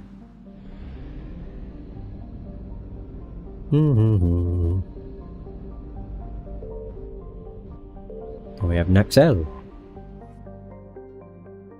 Oh yeah, I've already done that. My bad. Alright, what have we got here then? Not much. We have Tesail and Lasan. Can't complain. Though the bloody systems are fucking massive, for some reason. Zetic, a common methane ammonia gas giant, Zetic is best known for the infamous Kalthor camp. Established on the ice moon of Gessis, Kalthor was a Blue Sun's hostile environment training facility, run by a cadre of former Batarian Spectral Intervention Unit operators. In 2168, a cluster-wide scandal broke out when it was revealed that the mortality rate of recruits sent to the camp might be as high as 18%. Investigation by Asari authorities based on Ilion-covered group graves around the facility contained the remains of several hundred recruits, dating back 2 decades. The camp was immediately closed and the remains sent back to their worlds of origin. An inquest by the Blue Suns found that Batarian commandos had used harsh training methods, but these were consistent with their own training to join the SIU. The Batarian were exonerated, although Kalthor was shut down, and they were reassigned to other units. As the Crescent Nebula is beyond the sphere of Council law, no civil charges could be filed against the Blue Suns. Yeesh. I found something. Hey. Tarith is broadly Earth-like with a fatal flaw. It has a relatively high amount of chlorine in its atmosphere. The reason for the greenish haze has become apparent when looking at the horizon. Chlorine has become a vital component in Tarith's plant life.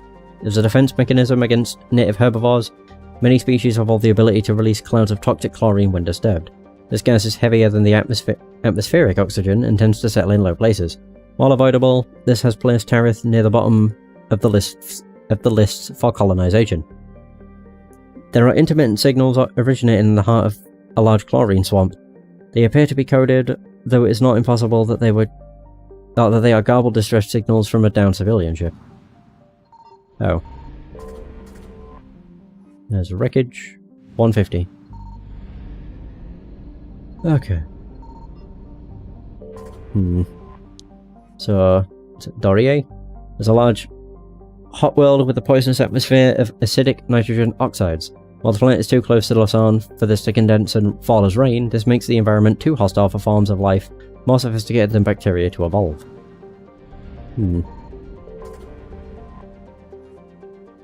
Untanta is remarkably close to Earth. Its orbital distance is similar, and while slightly larger, its reduced density yields similar mass, atmospheric pressure, and gravity. There the similarities end, for Lausanne is a hot class F star, emitting over 8 times the energy of Sol. Untanta is a parched wasteland, its water long since boiled away into its nitrogen carbon dioxide atmosphere. A handful of mining outposts dot the hellishly hot surface.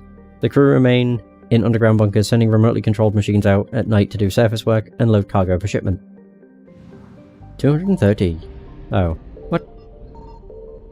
Johnton is a fairly standard close-orbiting Pegasid gas giant orbiting the star Lausanne at high velocity and heated to temperature of over 1000 degrees. Analysis of its orbit have revealed a core of heavy elements with a mass double that of the planet's hydrogen-helium atmosphere. Right, so I need to find the other thing. It's gotta be a planet.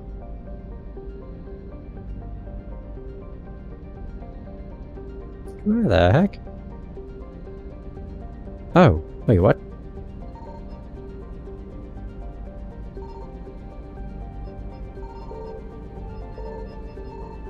Nothing? No way. It's gotta be the purple one then. What? It isn't. Where the heck?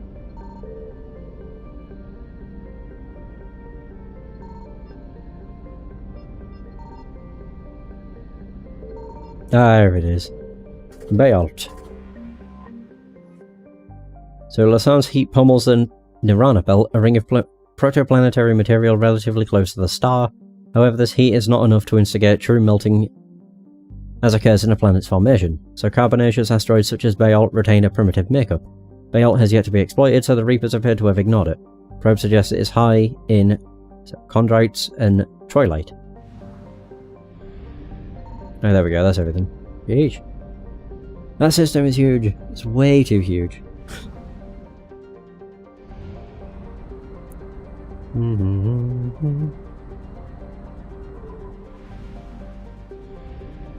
Okay, cool. So we got the Crescent Nebula. There's the Kalestone Rift, which is where we need to go. Ismar.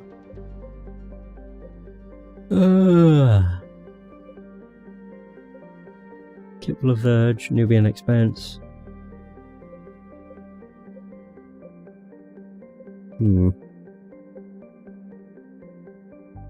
I don't know where the Pylos one is, unless that occurs later.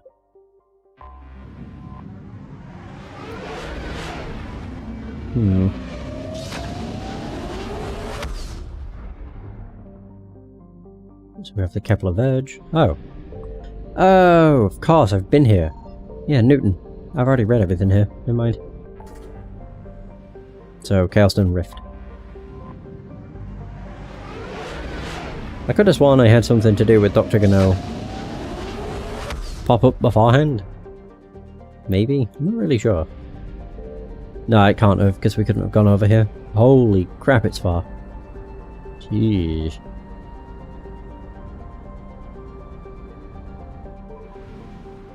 Okay. Well, there'll be a wreckage here at least. Whoosh. What? So, Arvuna, a moon of Dranen, is classified as a water world because oceans of ice cover 90% of its surface. Besides prodigious sea life, Arvuna is home to a host of venomous arthropodal pests. In the tropical zone, with metallic carapaces similar to those found on Palaven to resist radiation coming from Dranen's magnetosphere. There are severely well-shielded human colonies on Arvuna, although they are alienated from the Council and politically insignificant to the Traverse and Terminus systems. The Reapers have yet to reach Arvuna, concentrating instead on the Balor system. While this cuts Arvuna off from the cluster's mass relay, it is at least some evidence that the Reapers cannot be everywhere at once. We have Dranen, a sizable hydrogen-helium gas giant, just on the far side of its pale yellow star's frost line. Dranen is known for its spectacular storms, at least 3 persistent observable spots, actually cyclonic and anticyclonic storms, have lasted for over 544 years, significantly longer than Jupiter's Great Red Spot. The largest of these spots, the Ishna, has consistently held a diameter over 3 times that of Earth. Dranen has 44 moons. 2 of them are of special interest to the Citadel Committee of Habitable Worlds. The first, Arvuna, is a life-bearing world that has already been colonized. The second, Alaya, is slowly being terraformed into an ammonia-based world for Volus populations. Agnin, a hothouse planet. Agnin's scorching clouds of methane and sulfur dioxide give the planet a pale green colour in visible light. The SO2 from volcanic activity rains down as sulfuric acid in the upper atmosphere. But this is boiled away before the liquid reaches the surface. Agnin's harsh environment has prevented exploration by anything except probes.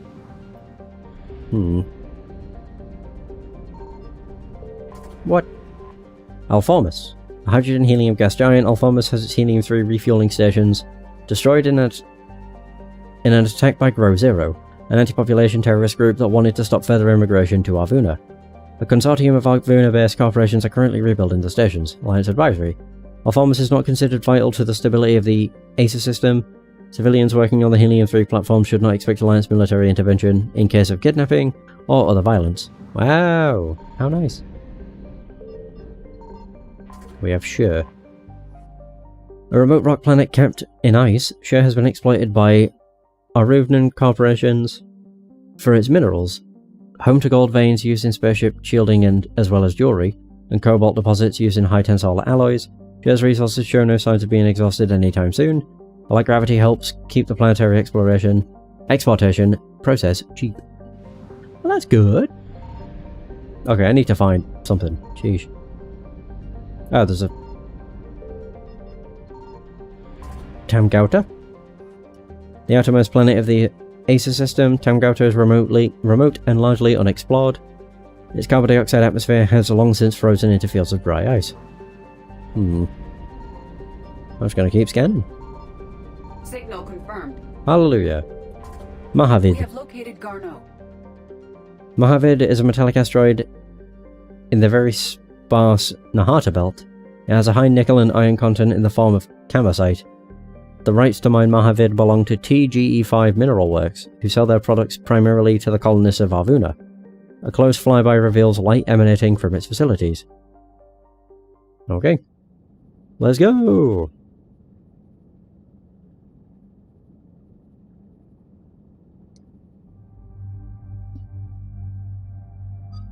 Oh, this is actually a mission? Alright. I'll actually go with Tali and Eddie. Yeah. Yeah, because why not? Well, we found Garno.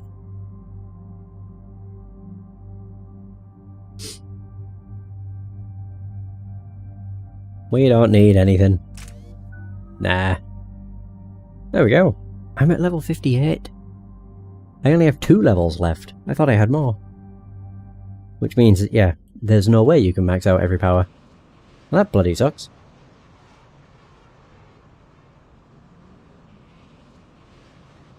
Oh.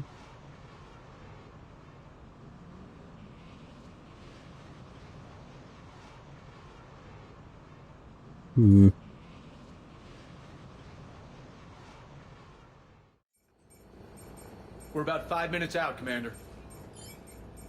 What exactly is on this asteroid? Mining facility. TGS Mineral Works. Small operation. Could be a good place for Leviathan to hide. We've all read Edie's notes on Bryson's lab. Any questions? Do we have any more information about what Leviathan could be? Not really. We only know it killed a Reaper. But it is Garneau, Dr. Bryson's associate, that we are looking for. Right. If we find Garneau, we find Leviathan. Agreed. The doctor was right. Anything powerful enough to kill a Reaper needs to be investigated. I just hope Garneau has the answers we need. I'm reading Reaper enemy signatures in the asteroid field. Bryson said they were shadowing his field teams. If they're after Leviathan too, Reapers are a good sign. That's not something you hear every day. Take us in.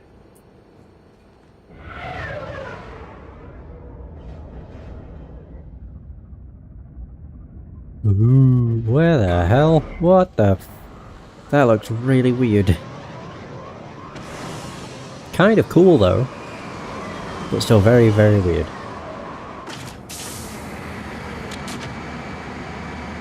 Let's go! Don't go anywhere, Cortez. We'll grab this guy and be right out. Keep me updated. Wait, why is she using the Predator and the Shuriken? I guess I never upgraded. Oh well. Situation. Yes, Commander.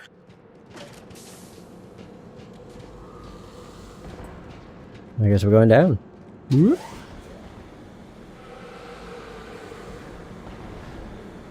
Oh, what? Scouting party. Big scouting party.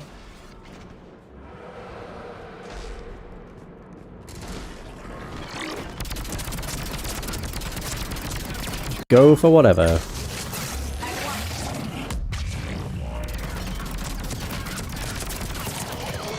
Oh, yeah, died. Oh. Nice. There we go. Easy enough. Oh, they aren't all dead. I assumed they were.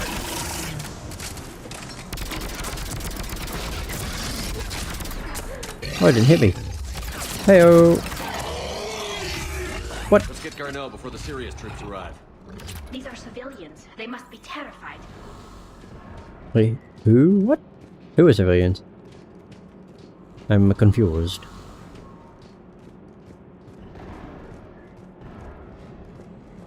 Ooh. I don't need ammo, but, you know, getting XP is always nice. Don't really need it, I'm nearly at max level. Caps out at 60, because I imported a character. I think that's how it works anyway. Yeah. Maybe not. It might be one of the DLCs that raises the cap to 60. The cap might have been 50. Don't really have a clue. I know I started the game at level 30. What the hell is this? Oh, it's a loading screen.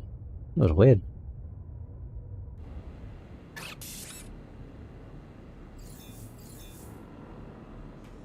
Welcome to TGS Mineral Works. All guests need to sign in at reception. What the heck? They seem awfully calm.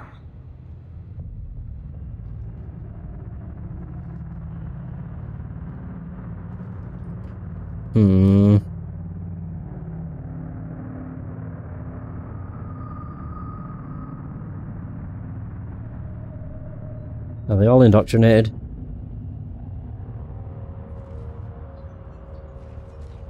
I'm Commander Shepard of the Alliance. You just had Reaper troops attacking your front door. Are they still there? I've taken care of them for now. I see. That will be all. That will be...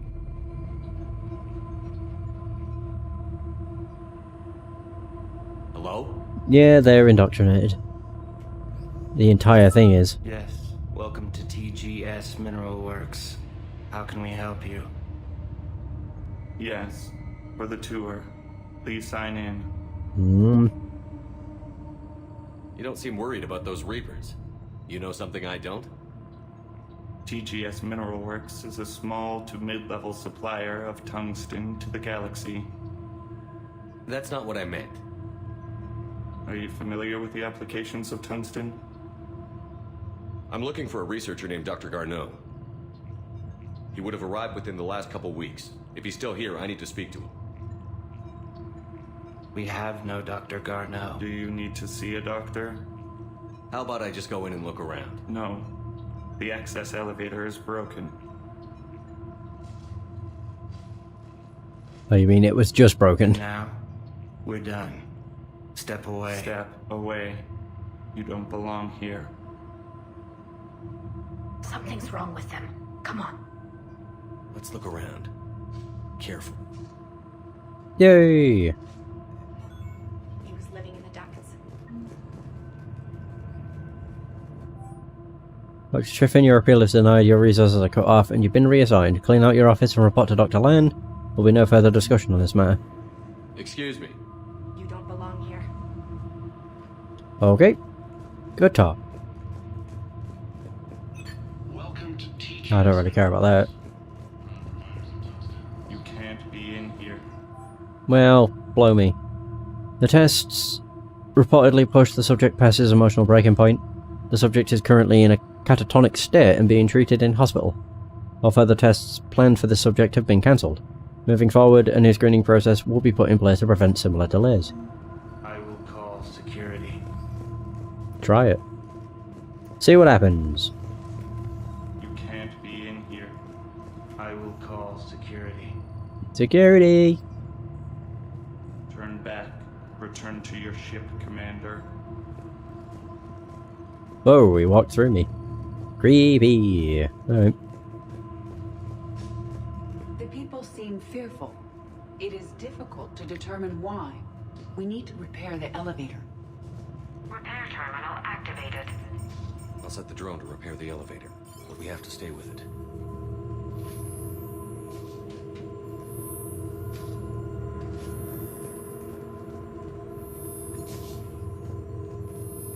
That's easy. Repairs initiated.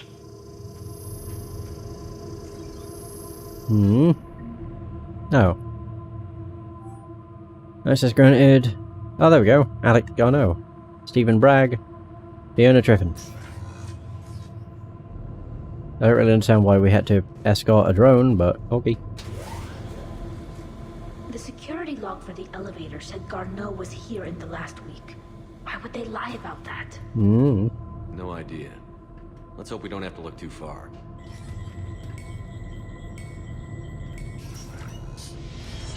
Whoa. What?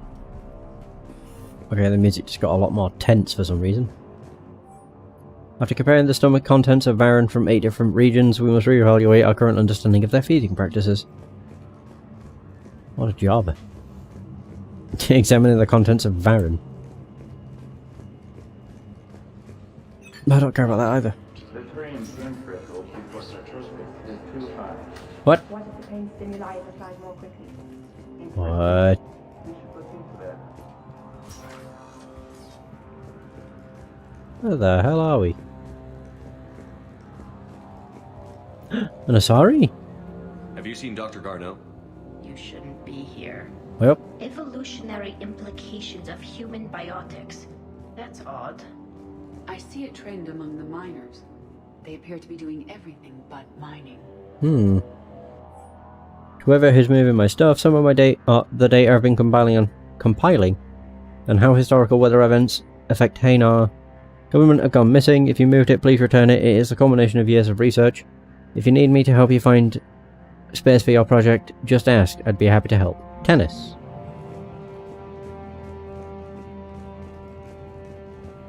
Oh, this is the one I just walked into.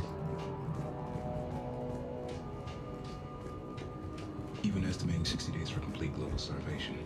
Most merciful. Absolutely. That's the data to use. This is a restricted area. Personnel ID number is required. Oh. I don't have that. Access denied. There's not really much I can do here. Oh wait. Ooh, what is this? This is a restricted security terminal. A level 5 passcode is required for access. I don't have one. Access denied.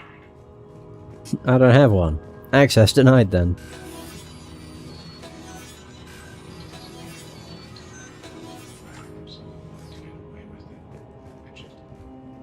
Whoa. Turn back. You don't belong here. Yeah, I'm getting that feeling. So due to an increase in electrical storm activity, communications with the beta site research team has been delayed. We ask all those awaiting data to please be patient. Current forecasts indicate that the storms will dissipate by the end of the week. Regular communications will resume at this time.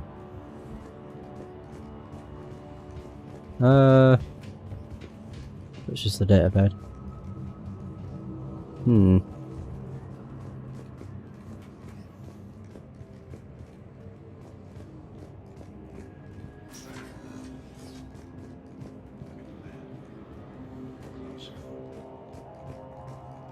Oh, he was talking. I heard him.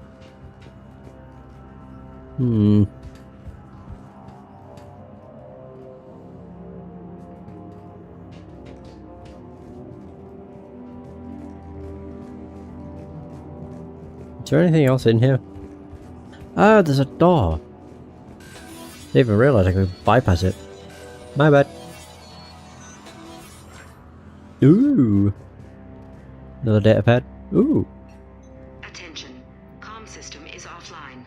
This message was not sent. Bryson, it's Garneau. I've had to go into hiding, and I need you to come get me. I found another one of those artifacts here. More important than we realized. It's in the mines. Here's the nav point. That's where I'll be. If something happens, I'm attaching a passcode that I hacked together. It'll open any security terminal. Bryson, something is very wrong here. Please hurry. Garneau out. No, we found him. So, he's still here. Do we have that passcode hack? Yes, we just need to enter it at the security terminal. Sweet. 10 XP? Where the hell are we? Oh wait, we're probably in the same area. Right? Turn back, Commander. Sector E maintenance. Since applying recent feedback, your work has shown a vast improvement. Your work with the corrupted skin samples we acquired was impressive. You're being given a promotion and a raise in security access level. Thank you for your hard work. This review is confidential. Employees are encouraged not to leave reviews in view of others. This is a restricted area. An active patient file number is required. I don't have that. Access denied. Oh, come on. You shouldn't be here. Okay. That's all I hear. You shouldn't be here.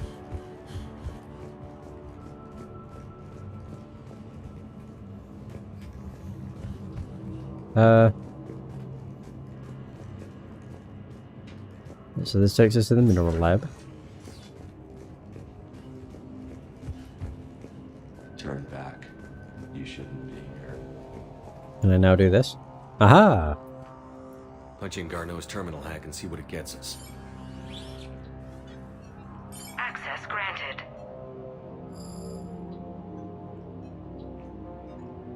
A ship dropped him off a week ago. It appears he had full access at one point before going into hiding.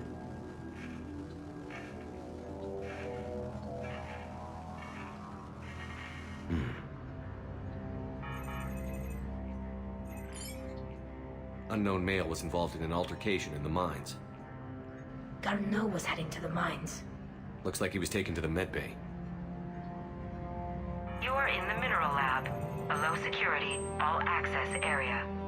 The medbay is restricted to authorized personnel with active patient file numbers. I have the file number. Sweet. Let's go get Garneau. Hooray! Could I go into the crew quarters? I might have missed my chance.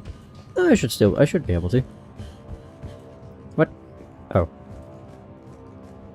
I'm wondering if I'm able to. This is a restricted area. Personnel ID number is required. ID 231-95. Access granted. Hey! Nice. Why did I do that? Oh, I got a datapad. The quality of the ore samples from Sector 4 are tapering off. So that area will begin decommissioning procedures. Head of mining operation, Del Closemire. More light pistol materials. Okay. Ooh, and another datapad. Andrea, I miss you. Why won't you return my emails? Your mother is very ill and needs to see you. I love you. Come home soon. Dad. I wonder when that was sent. Before or after the indoctrination, I wonder. Ooh. This new crossbreed appears harmless and would be inconspicuous in an office environment. However, it is exceedingly dangerous. Use extreme caution when working with all third-generation plants. Oh, I got 1 credit. Nice. Like it keeps giving me a route. So, yeah, I know. We have to go this way, then through here. God, I don't like how they just turn and stare at you. It's creepy. Just a bit. And boom. Medbay.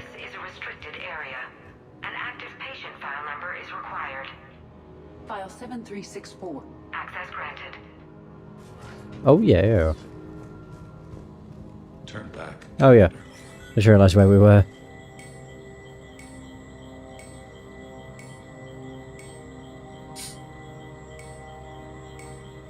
Ooh.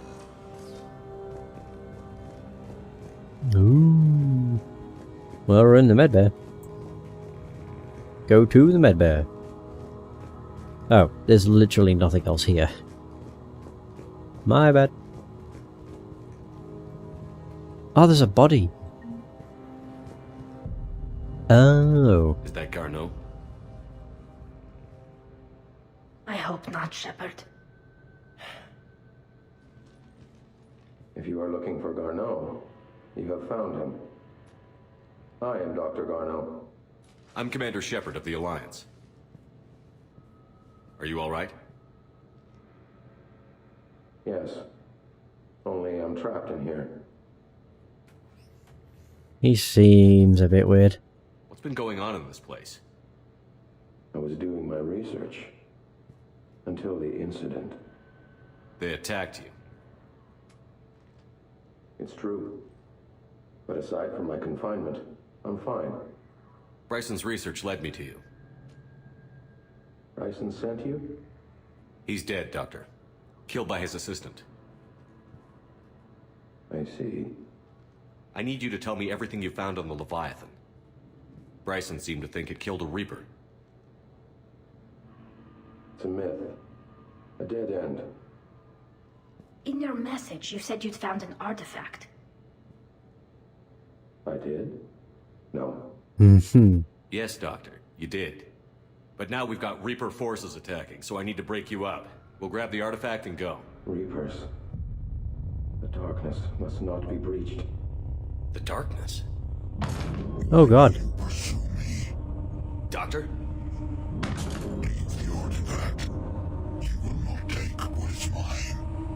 I don't believe we are speaking to Garneau. Yeah, I don't either. You killed a Reaper. I need your help. What the hell?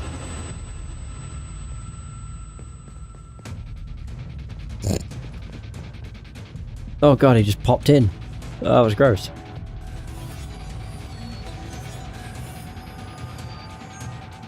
Bam, bam, bam.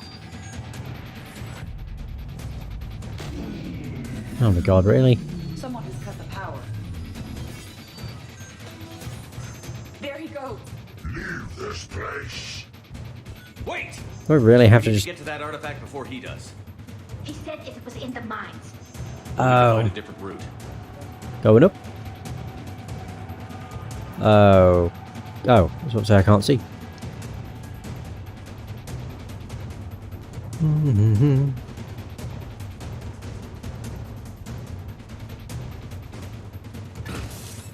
Oh. Garno's notes gave us a nav point for the artifact. According to my map, there's a service door at the next tram station. Looks like we're not the only ones headed that way. I am noticing a pattern. Despite the law of averages, we never find the What Reapers the heck? in a direction away from us. Oh. Wait, there are husks not going after us? Interesting. And unusual. Mostly because that never happens. Usually. Strange.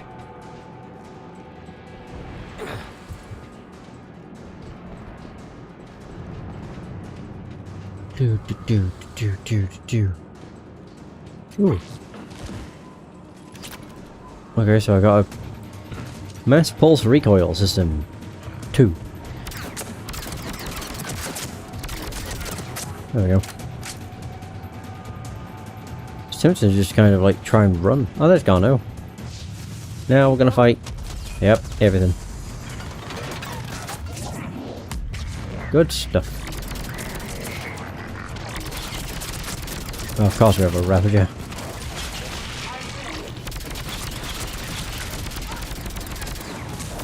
Oh dear. Zoom. Yeah, we'll be fine. What were the enemies? Oh. Just a regular old Marauders.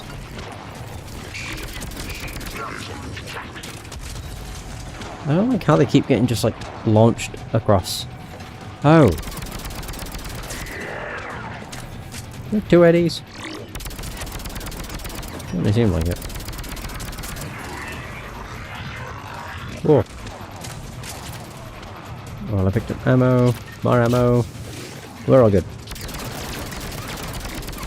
There'll be those little bugs from the Ravager. I forgot when they die. Oh, bollocks. What? Yeah. What is happening? There we go. Yeesh. Oh. Oh god. Yeesh. Can I not? I have no idea what is happening. Am I stuck? I am stuck! Ah, there we go. Okay, good. I died. I don't know what was happening. I got, like, absolutely glitched. That was weird.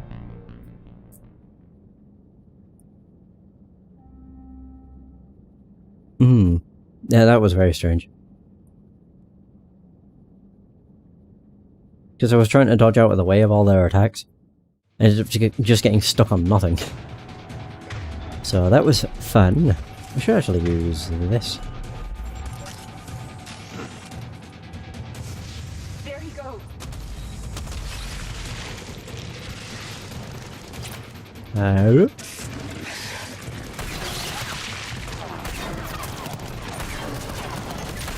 There we go. Kaboom! Hell yeah, this is still really good.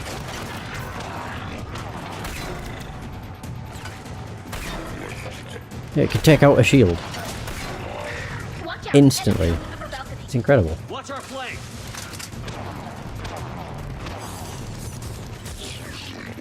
Of course we have these. Ooh. It's the Banshees that are an issue. Are they still up there? Oh yeah. Boo. I am running out of ammo. The only downside to it is it does not have much. Oh, I got them both. I'm pretty sure. That's not too bad. There we go.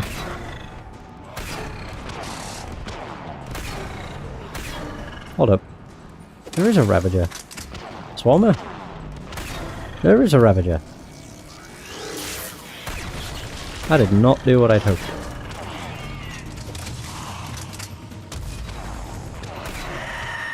There we go.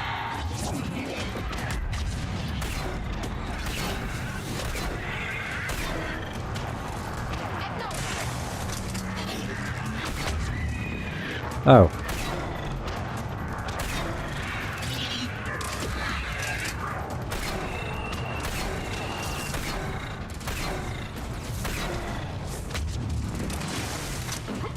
Okay, there we go. Yeesh.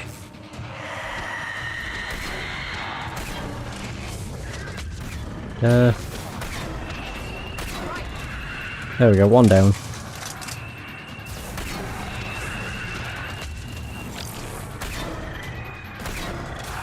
I just wish this did more damage. There we go. We got him! There's the door. Okay, let's find that artifact. Yeah, we should be fine. There is something still shooting at us, I think.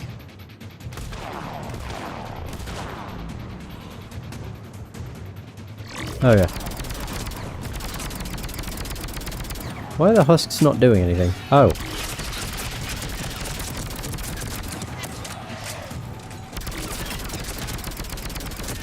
There we go. Just get rid of them that way. There we go. I think they're all dead.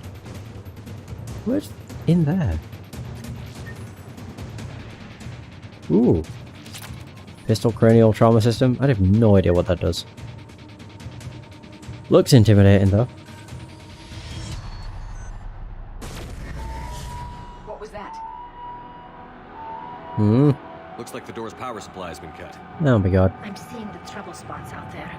We could send this repair drone. We'll need to escort it. Unfortunately, the drone is damaged and is on reserve power. Let's make it quick then.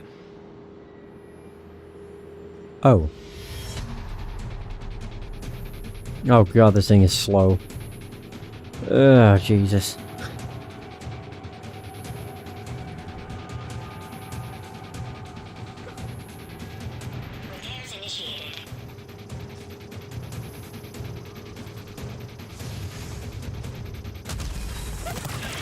Whoa! Oh, whoops. Okay. There's the Ravager. One repair done. One to go. Gotta hold on a little longer. Understood.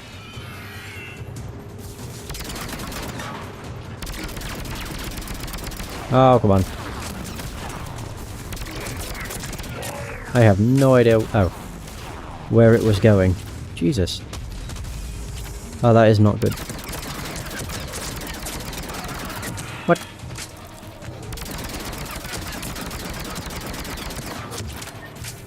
Oh, there's Eddie. Cool. Oh no. Whew. I just kept punching it.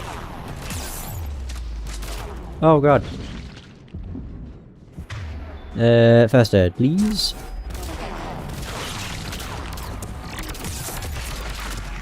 What? We need to be closer to the drone. We need to get the drone over there separately. Oh. What the hell is this? A Reaper Black Star? Oh, I don't know what that does. We got it. Oh, can I not have to deal with this?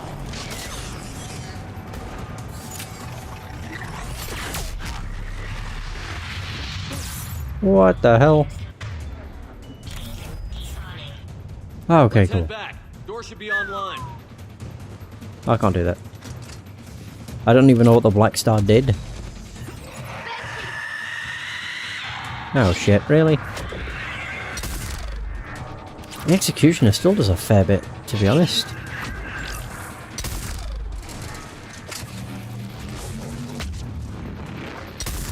Oh, I missed.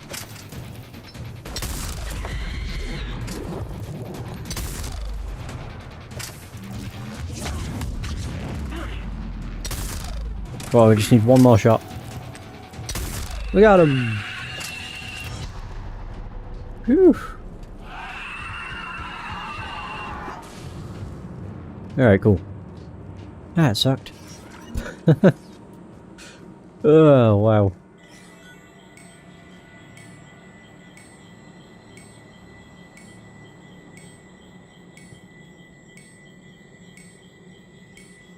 Hmm?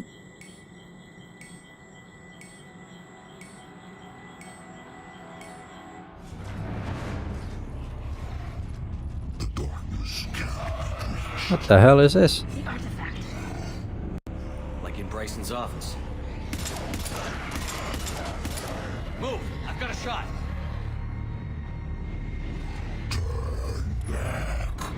Garneau! Holy crap.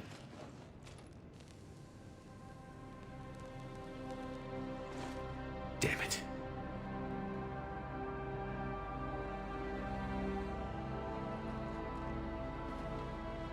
Oh.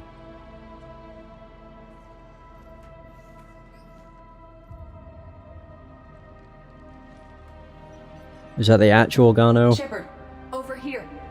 It looked like the one we saw on the footage. That was not Garneau. This is.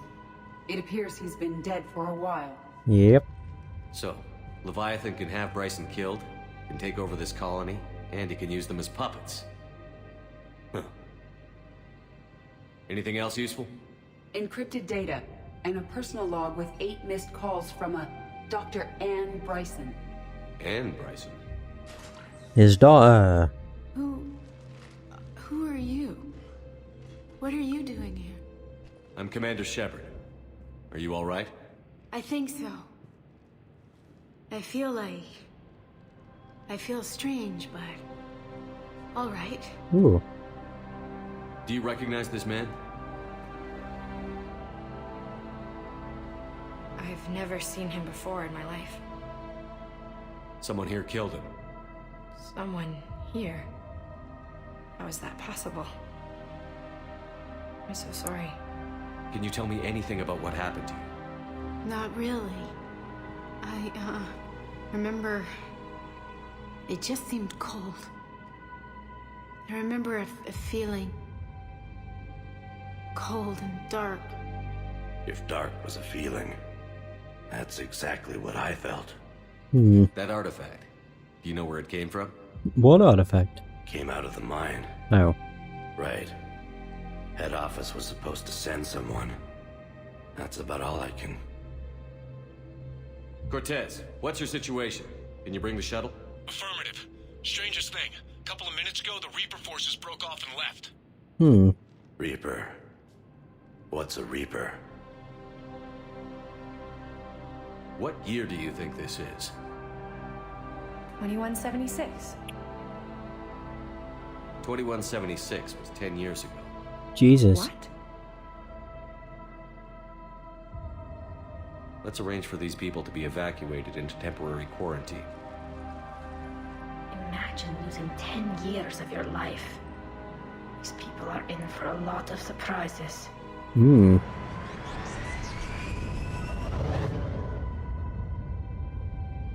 It now seems Leviathan not only has the power to destroy a Reaper, but possesses an indoctrination ability. Could it actually be a Reaper? Seems similar. If it is a Reaper, then I want to know what it's up to. How long has it been out here? And more importantly, why? EDI, did we get anything from Garneau's notes? Yes. They suggest that Garneau created a way to block the artifact's mind-affecting properties. The artifact seems to be the key. Agreed. When I head back to Bryson's office, I want you there. Yes, Commander. I want to know just what the hell these artifacts really are and what they can do. You and me both. These artifacts are powerful and dangerous. And we've got one sitting right in the middle of the Citadel.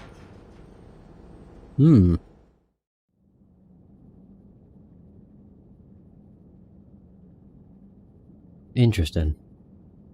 So Leviathan could actually be a Reaper.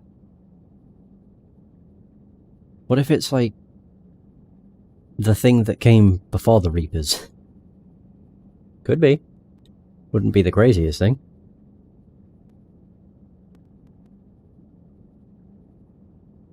I think I'll just finish the next mission for this and that'll do. I'm about halfway. Oh, I should probably check my war assets because I know I have a few. Just from searching around the different systems.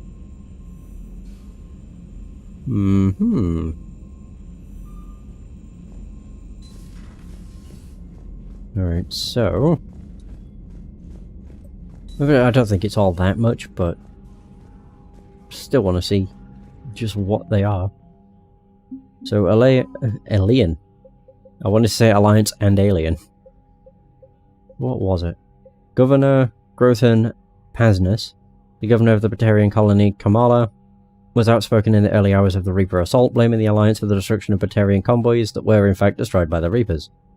Now liberated from his will, the governor has undergone a dramatic conversion. His daily extranet videos rally his formerly conservative, xenophobic subjects to embrace the Citadel species as brothers and sisters in arms. Unlike many Batarian politicians, he also avoids micromanaging military affairs, content with inspirational tasks and the logistical nightmare of providing urgently needed relief to Batarian refugees.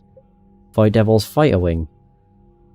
Void Devils are a recent military creation consisting of Vulture fighter pilots trained by human and Turian mentors. Though uniformly young by other species standards, the Devils have laser-like focus on the task and have taken out enemy ships. Courageous in the extreme, they are also notably disciplined for Vulture.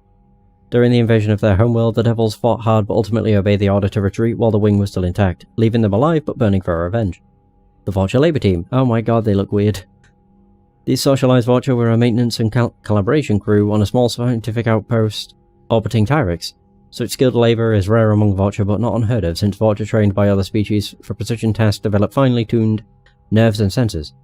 Additionally, this crew can heal cellular damage caused by radiation exposure, which is useful since the Crucible is being built where no planet's magnetosphere protects it, and extravehicular activity on its hull is often required.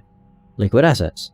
No war can be fought without a bankroll, and the corporate mavens of Ilium know it. Having escaped the invasion, a so-called Gang of Five is leveraging their staggering financial power to acquire the best talent and materials for the Prothean device. They are doing so in necessary ignorance, believing they are hiring and acquiring parts for a new kind of fusion plant, as the device's existence is a tightly guarded secret.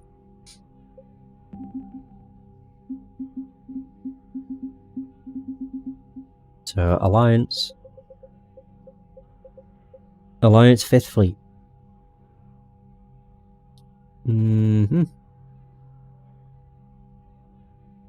Oh, Cerberus encryption codes are helping the Alliance predict where Cerberus is headed next. That's everything. Cool. Right, back to Bryson's lab for the second trip. Commander. I keep wanting to check my terminal, but I know there's no point. Can I go straight to Bryson's lab? I think I can. Wait, 50%. Wait, did I not? Oh, the other one's gonna be a wreckage. Yeah, 100%. Somewhere. Oh, come on, where are you? There it is, fuck no. Alright, cool. 100 and... that's it. That's not great. Now the Calstone Rift is 100% complete. Ooh, my fuel. 426.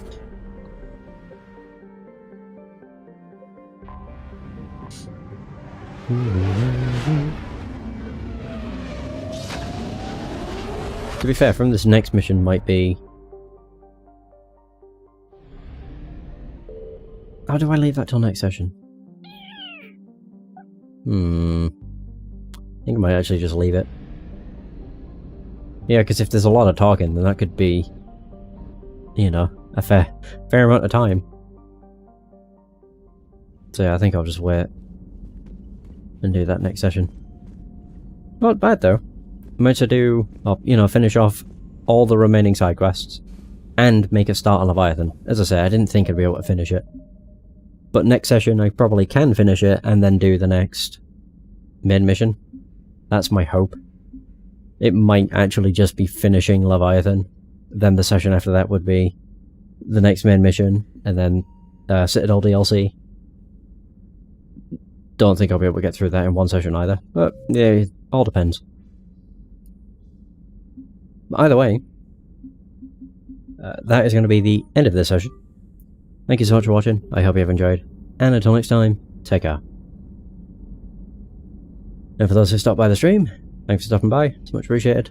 Have a good day, and I'll see you next stream.